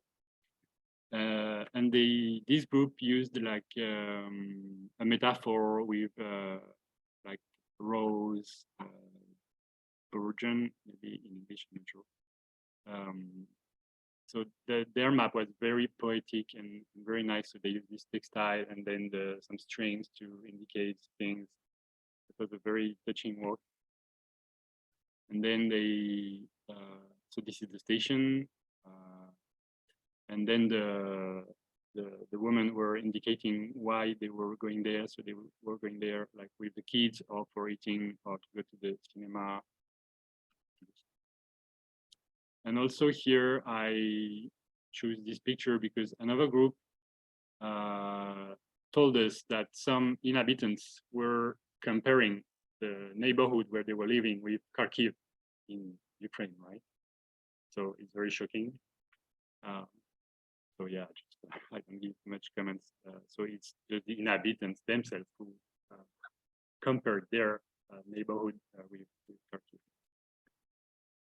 And then we have this last project. I have, I think, just 1 or 2 slides.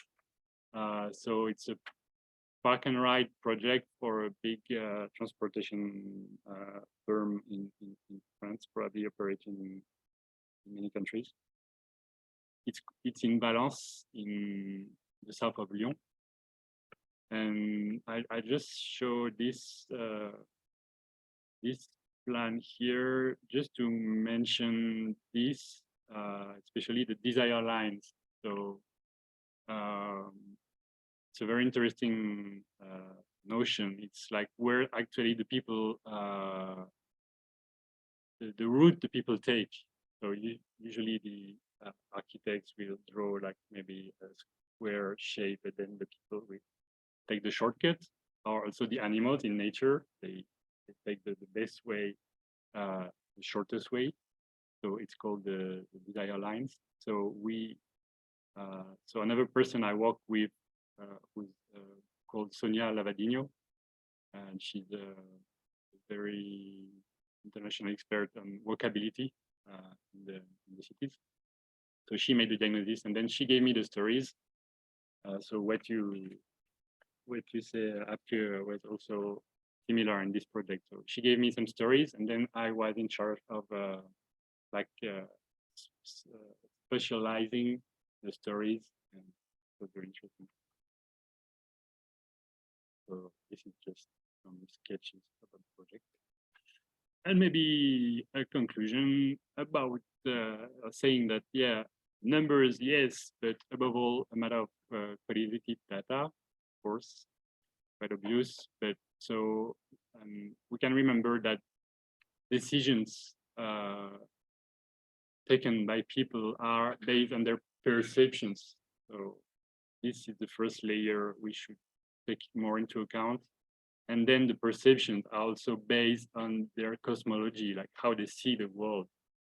And so this is something usually no one really cares, but it's so important. It's actually the bottom part of the iceberg of any decision, any action of us in this world. So why not taking it seriously into account? And so, yeah, finally, and ultimately, the city through the lens of experience, it's a brand new perspective, really. I can say that because I come from the architecture field. And I had this working experience in landscape companies, urban planning companies. So I see how they work, and usually the experience is really not considered.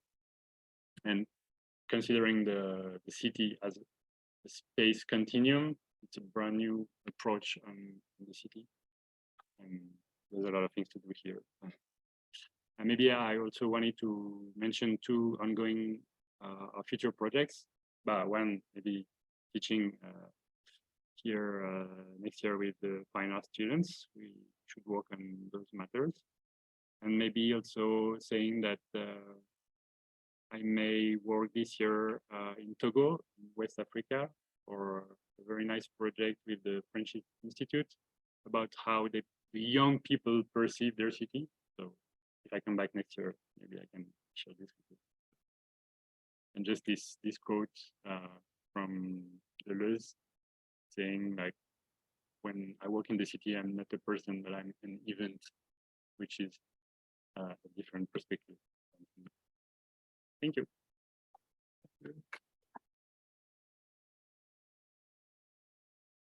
Maybe we move to you, Stephanie.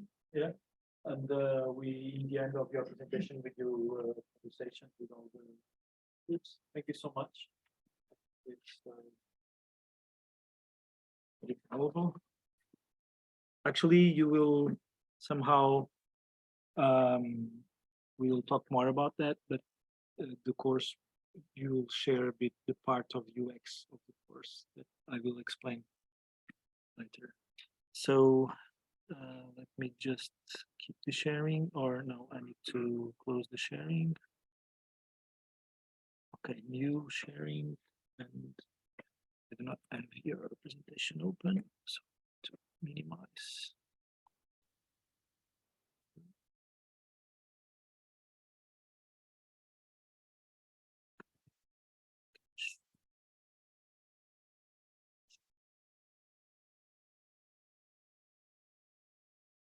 Okay,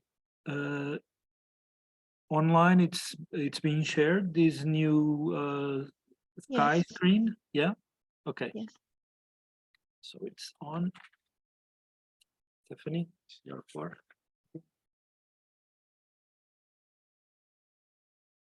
Can you, I can take this off. It's strange.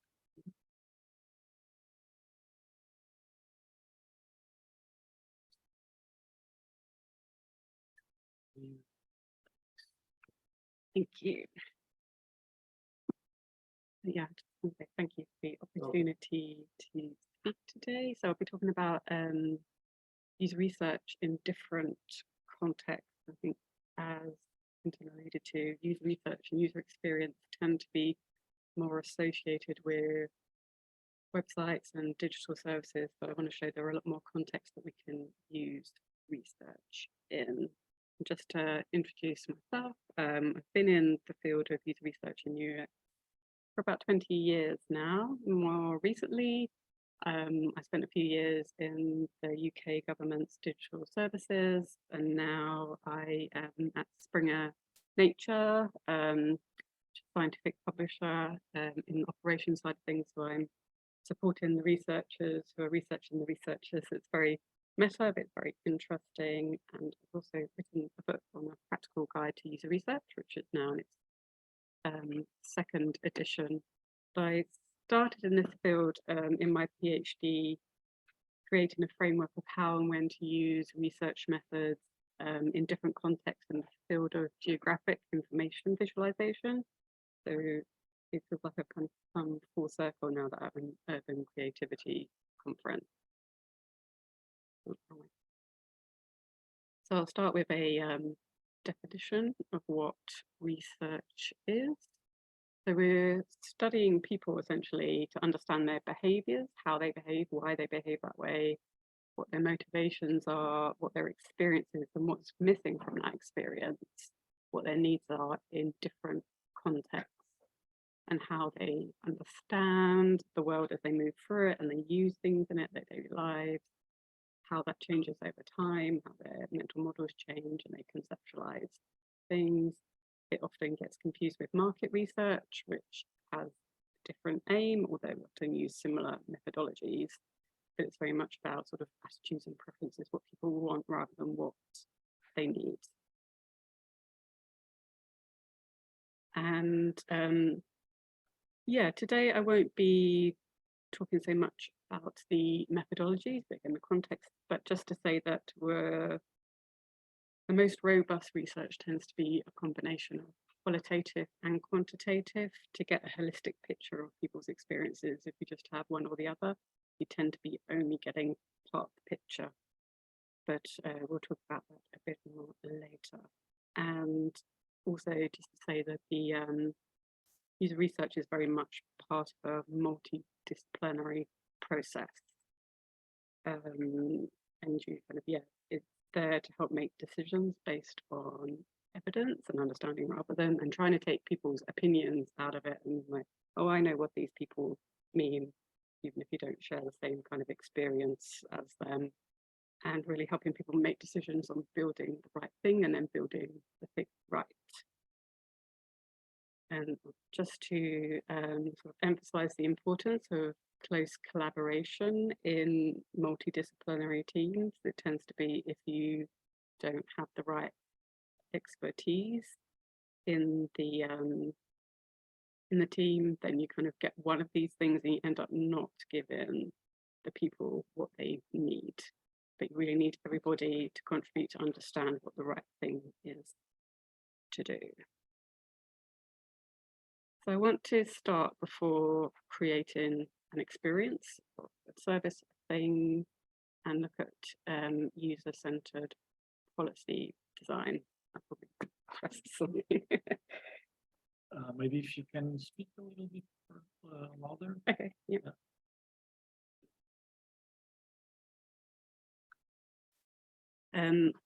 So yeah, user-centered policy design involves the citizens and the users at every point in the policy making cycle.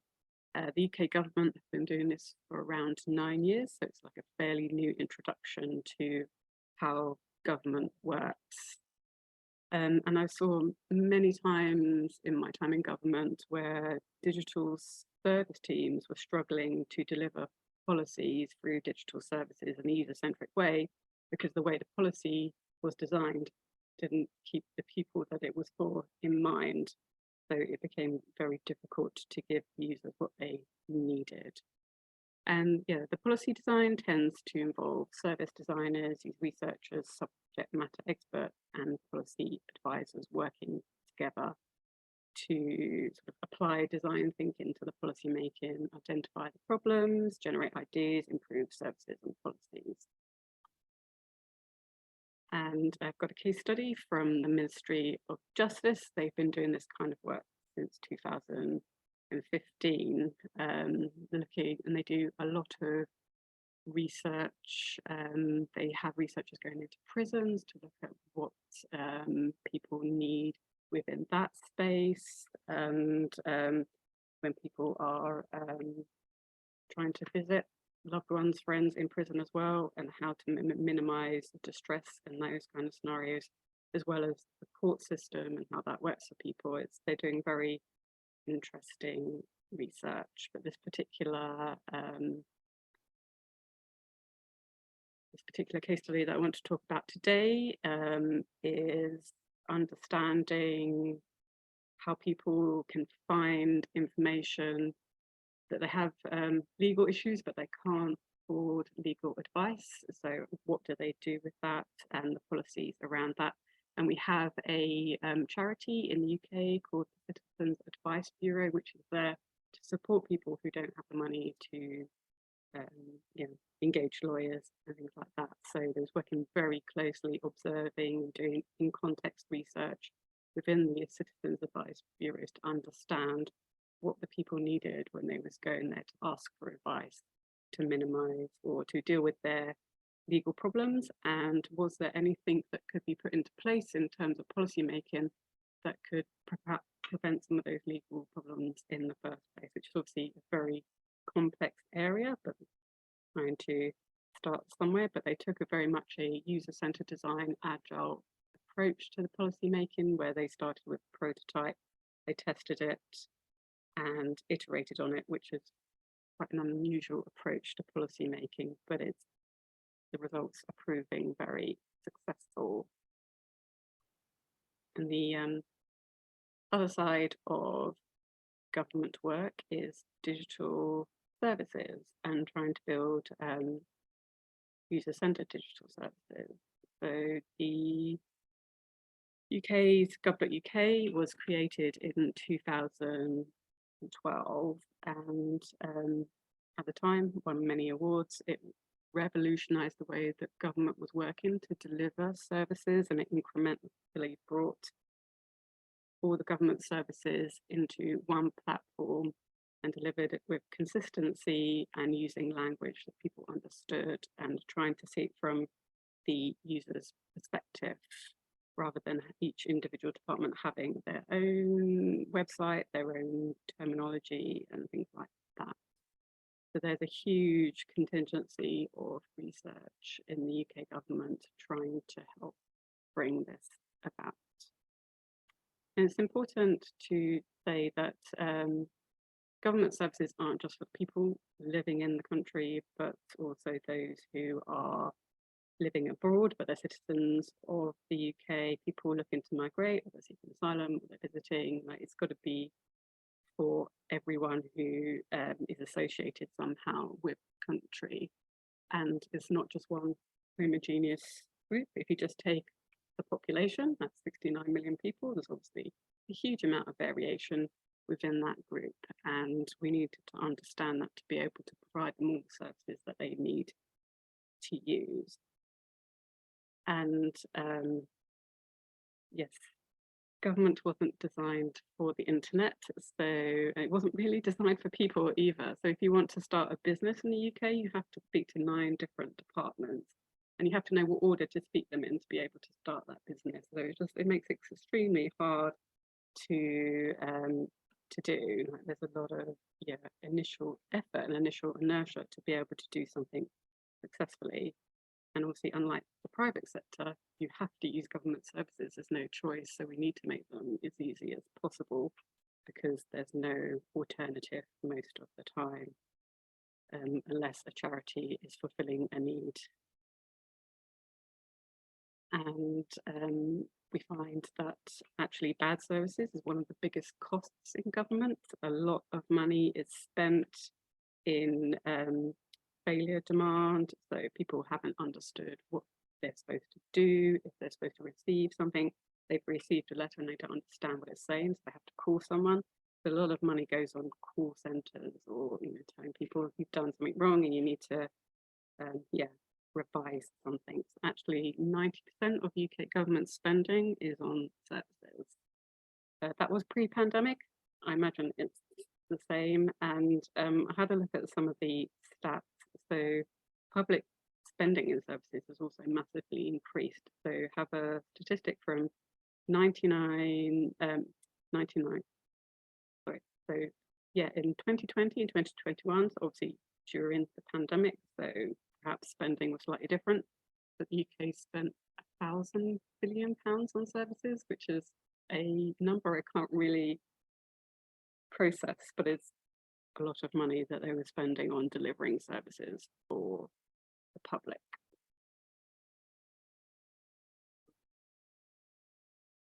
So yeah, and also we're always looking to save taxpayers money, because that's the important thing that the civil service is accountable for, as well as trying to improve people's lives. So this is a case study from the Home Office. It's like generic office, but this is lots of paperwork for processing Chinese citizens' applications for a UK visa. And a few years ago, this is all the information that the Chinese citizens had to provide to apply for a UK visa. And you can see it's a lot, and a lot of them are very important documents that you wouldn't want to post to the other side of the world to be processed. So it's actually a very stressful situation to be able to apply for that.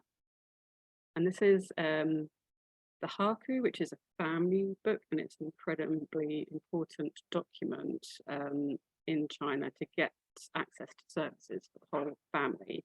And we was asking them to post it to the UK for up to 3 months while their application was processed, which was obviously a very stress-inducing thing. And when they did research on this, so they did internal research to understand the people doing the processing of the applications, what was the minimum requirement they needed. And it turned out that they needed about half of what they was actually asking for, and they didn't need the family book at all. They weren't actually looking at it to process the application. So they could iteratively improve the service and minimize the amount of information they was asking for, which made the processing easier because they were looking at less information. It made the turnaround time faster, and it reduced the stress of the families who were applying for the visas, because they didn't have to send them so much information. And then accessibility and inclusion is an also important part of particularly government's work, and you'll see legally obliged to be accessible to everyone, whether that's online or through in-person services or on the phone. They, by law, they have to be inclusive. And user research is a core part of understanding what those different needs are. And part of what has been used is the digital inclusion scale, which was designed to create an understanding of the digital capability of the population. And it's not always, sometimes it's confidence related, sometimes wealth related, sometimes it's kind of being age related and they may be reluctant to be online, things like that. So a lot of different reasons why people may or may not be using digital services. And there was lots of work done to understand why that might be and then how to serve the needs of those people if they're not going online. But it's also an important thing to understand and be open-minded about what access needs are. So it tends to focus on like physical impairments like poor eyesight or hard of hearing, but there is actually temporary and situational times when you need to consider access needs, like if someone has a baby or an arm injury, they may only have access to. On the other slide, I didn't get the right. Mm. Just see how- Ah. how it was. On the previous slide? Previous slide. Previous slide. Okay. Sorry, let me go back. I can share links to things.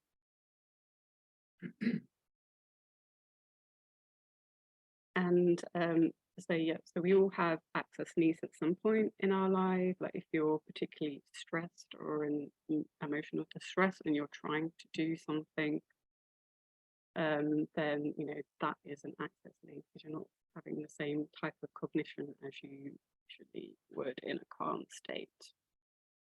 The part of the work of research is educating the rest of the people working on the services, for example, to understand how we can serve all needs as best as possible.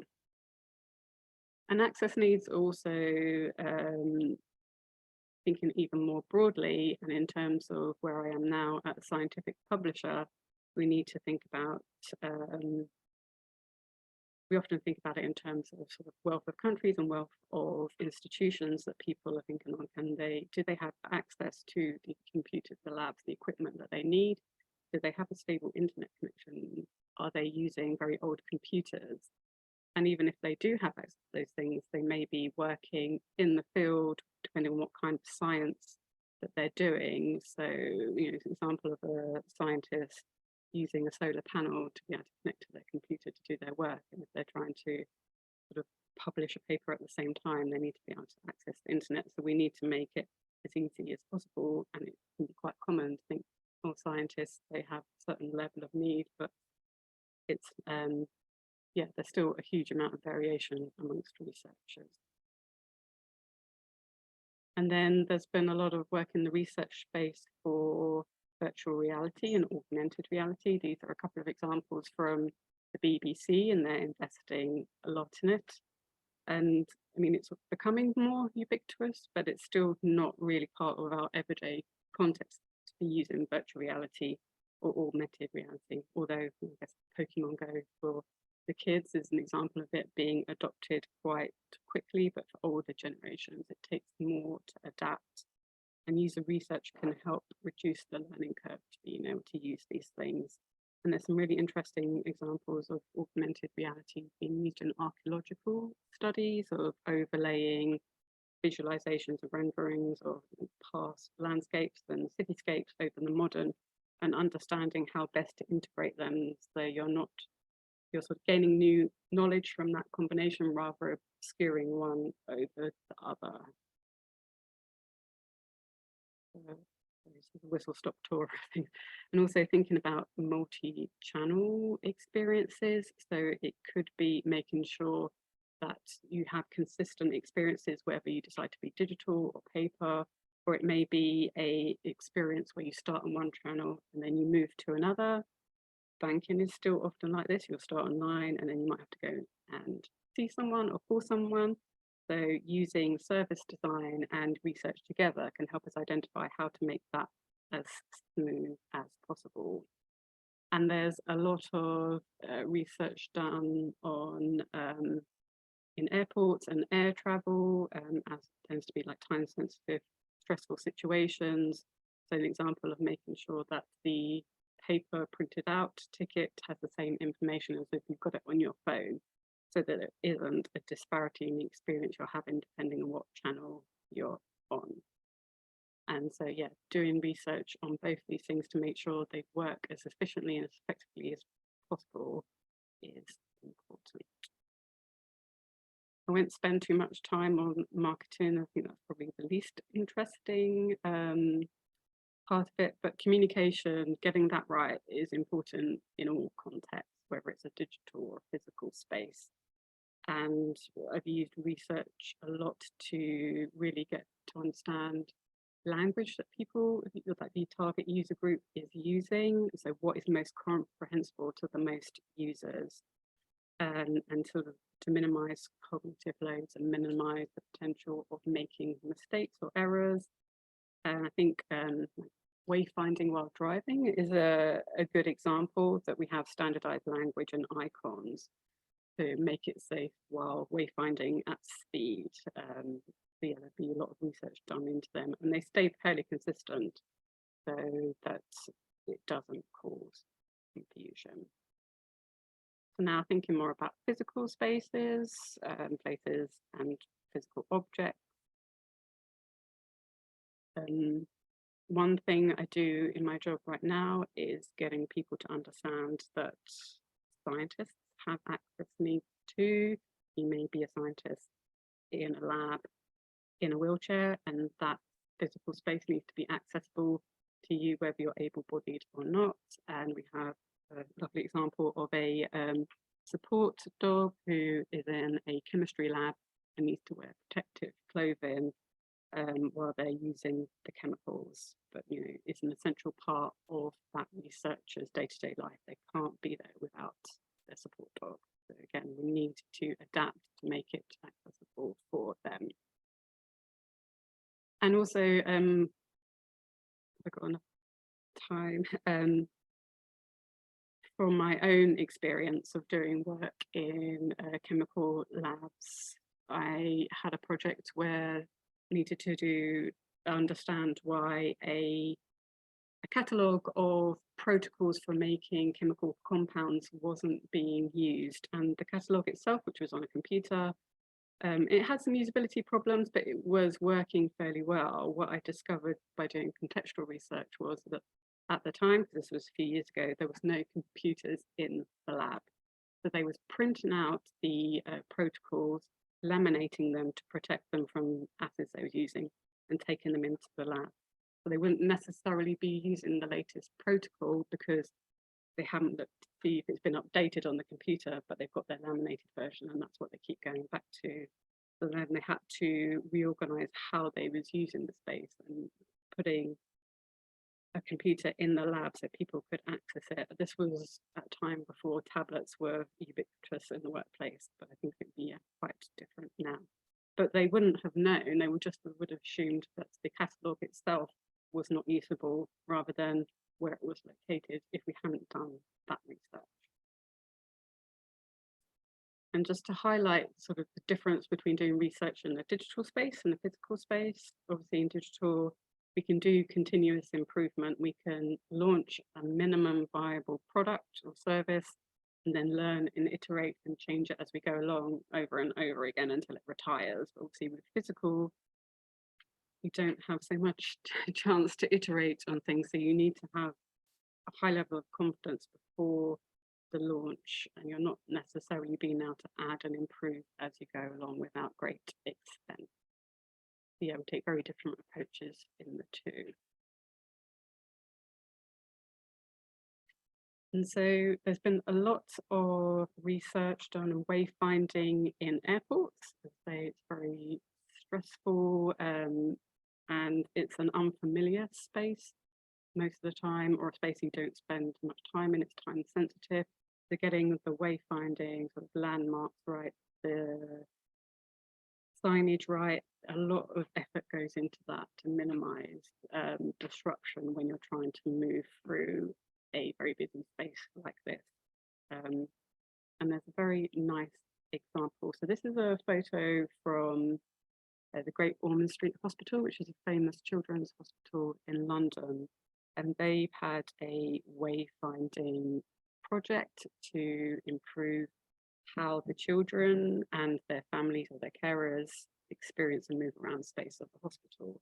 And there's been a lot more focus in user-centered design and user research over the last 5 years of designing for crisis and designing for different emotional states, because, you know, and that's highly sensitive but critical research to inform how to create these spaces and these experiences for when you're in distress or you have, you know, lower cognition for some reason. But, yeah, some interesting applications going on there.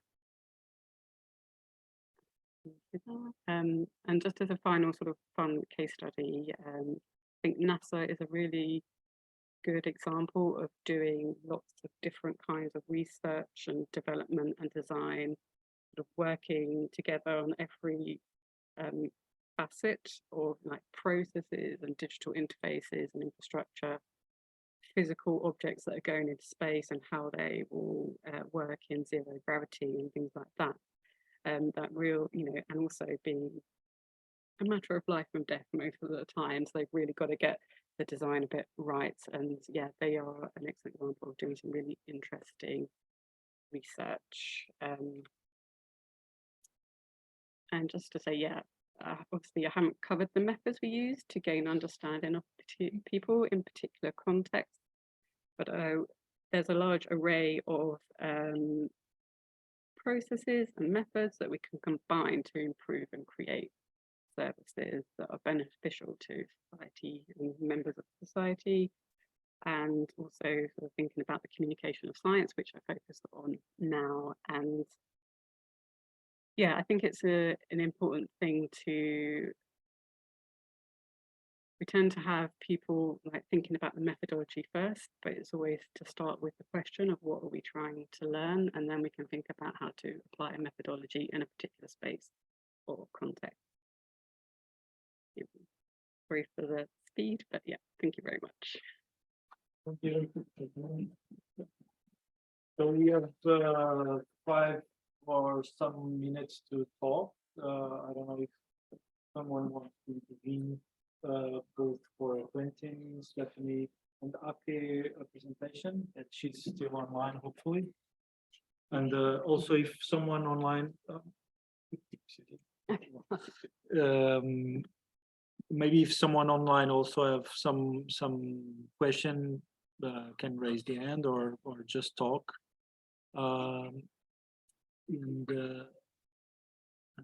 Okay, I will stop the sharing. And okay, so I have here messages, but I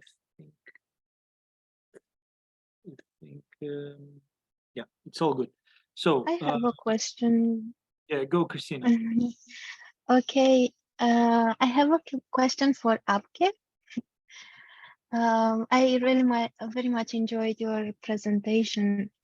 There's many things to ask, but in the first part of your presentation, you described the challenges of urban development, and you mentioned this idea of cities as networks.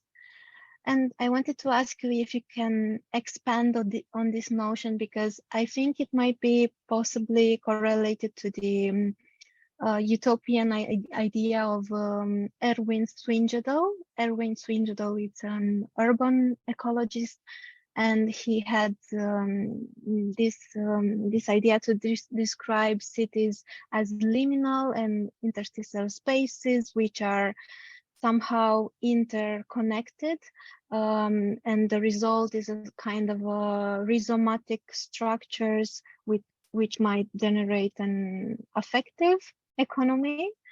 So I wanted to ask you maybe to expand on this idea of cities as networks. Maybe you can write the name of the author also in the chat so we can. Yeah, sure. Please, Abke. Yes, I think In practice, in the urban projects that we have been working on at LiveWorks Studio, we have been very practically about using the idea of cities as complex ecosystems. So as an example, we also worked at an urban project in Matosinhos near Porto, where the former refinery needs another master plan. So we were hired as service designers by MVRDV, the architect, together with infrastructural experts, landscape experts, construction experts, legal experts. And there you could say you already have an ecosystem of stakeholders, also with the future users, the client, the investors, and so on and so on. That in itself is an ecosystem of stakeholders, which requires a certain approach and process. And then in itself, with all the complexity of sustainability, so all the themes, mobility, infrastructure, well, there are so many things that I sometimes find it difficult to mention them properly in a line. That also requires a holistic and comprehensive approach, while as I think Quentin, is his name, I think, mentioned the French, Quentin Lefebvre mentioned that often issues or problems or challenges in urban projects are approached in a singular way, in parallel work streams and a parallel approach of challenges, while as service designers and by taking the human lens, we try to bring in this holistic view, because people, when they move around, they need mobility, they walk through a landscape, they come to facilities, they meet other people, and that requires this holistic approach and requires the theory of system thinking in our view, in my view. I hope that answers a bit your question. So yes, very much so. Thank you so much. Okay, so I don't know if this triggers some comment from your part, Quentin, or for someone. The Spanish answer, but yeah, there's a lot of theory, there's a lot of works on this. Yeah. It's a big topic. I mean, yeah.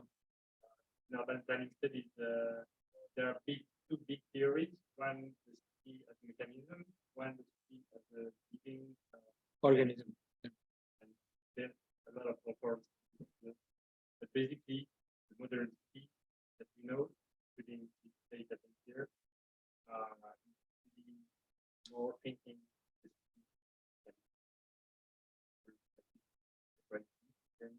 The city as a body, including the people working with bio-regionalism, very interesting theory and trend nowadays. So considering the territory as a body, there's a lot there. A thing that I felt also in the question is that, it connects a bit also with Stephanie was saying in the end, is that sometimes we feel this tension between the theory and the practice.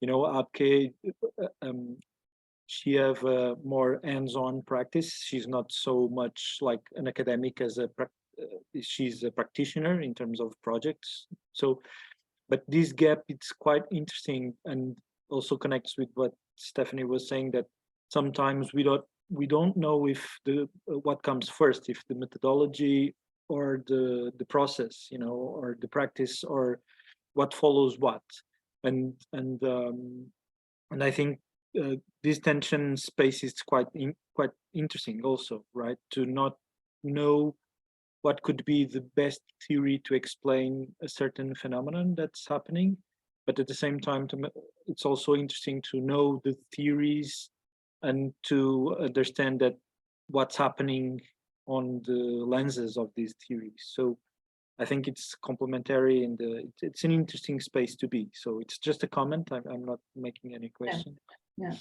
Uh, And it's lovely to be able to apply the theory and maybe bend it a bit to make it applicable to the challenge and project that you're working at. yeah.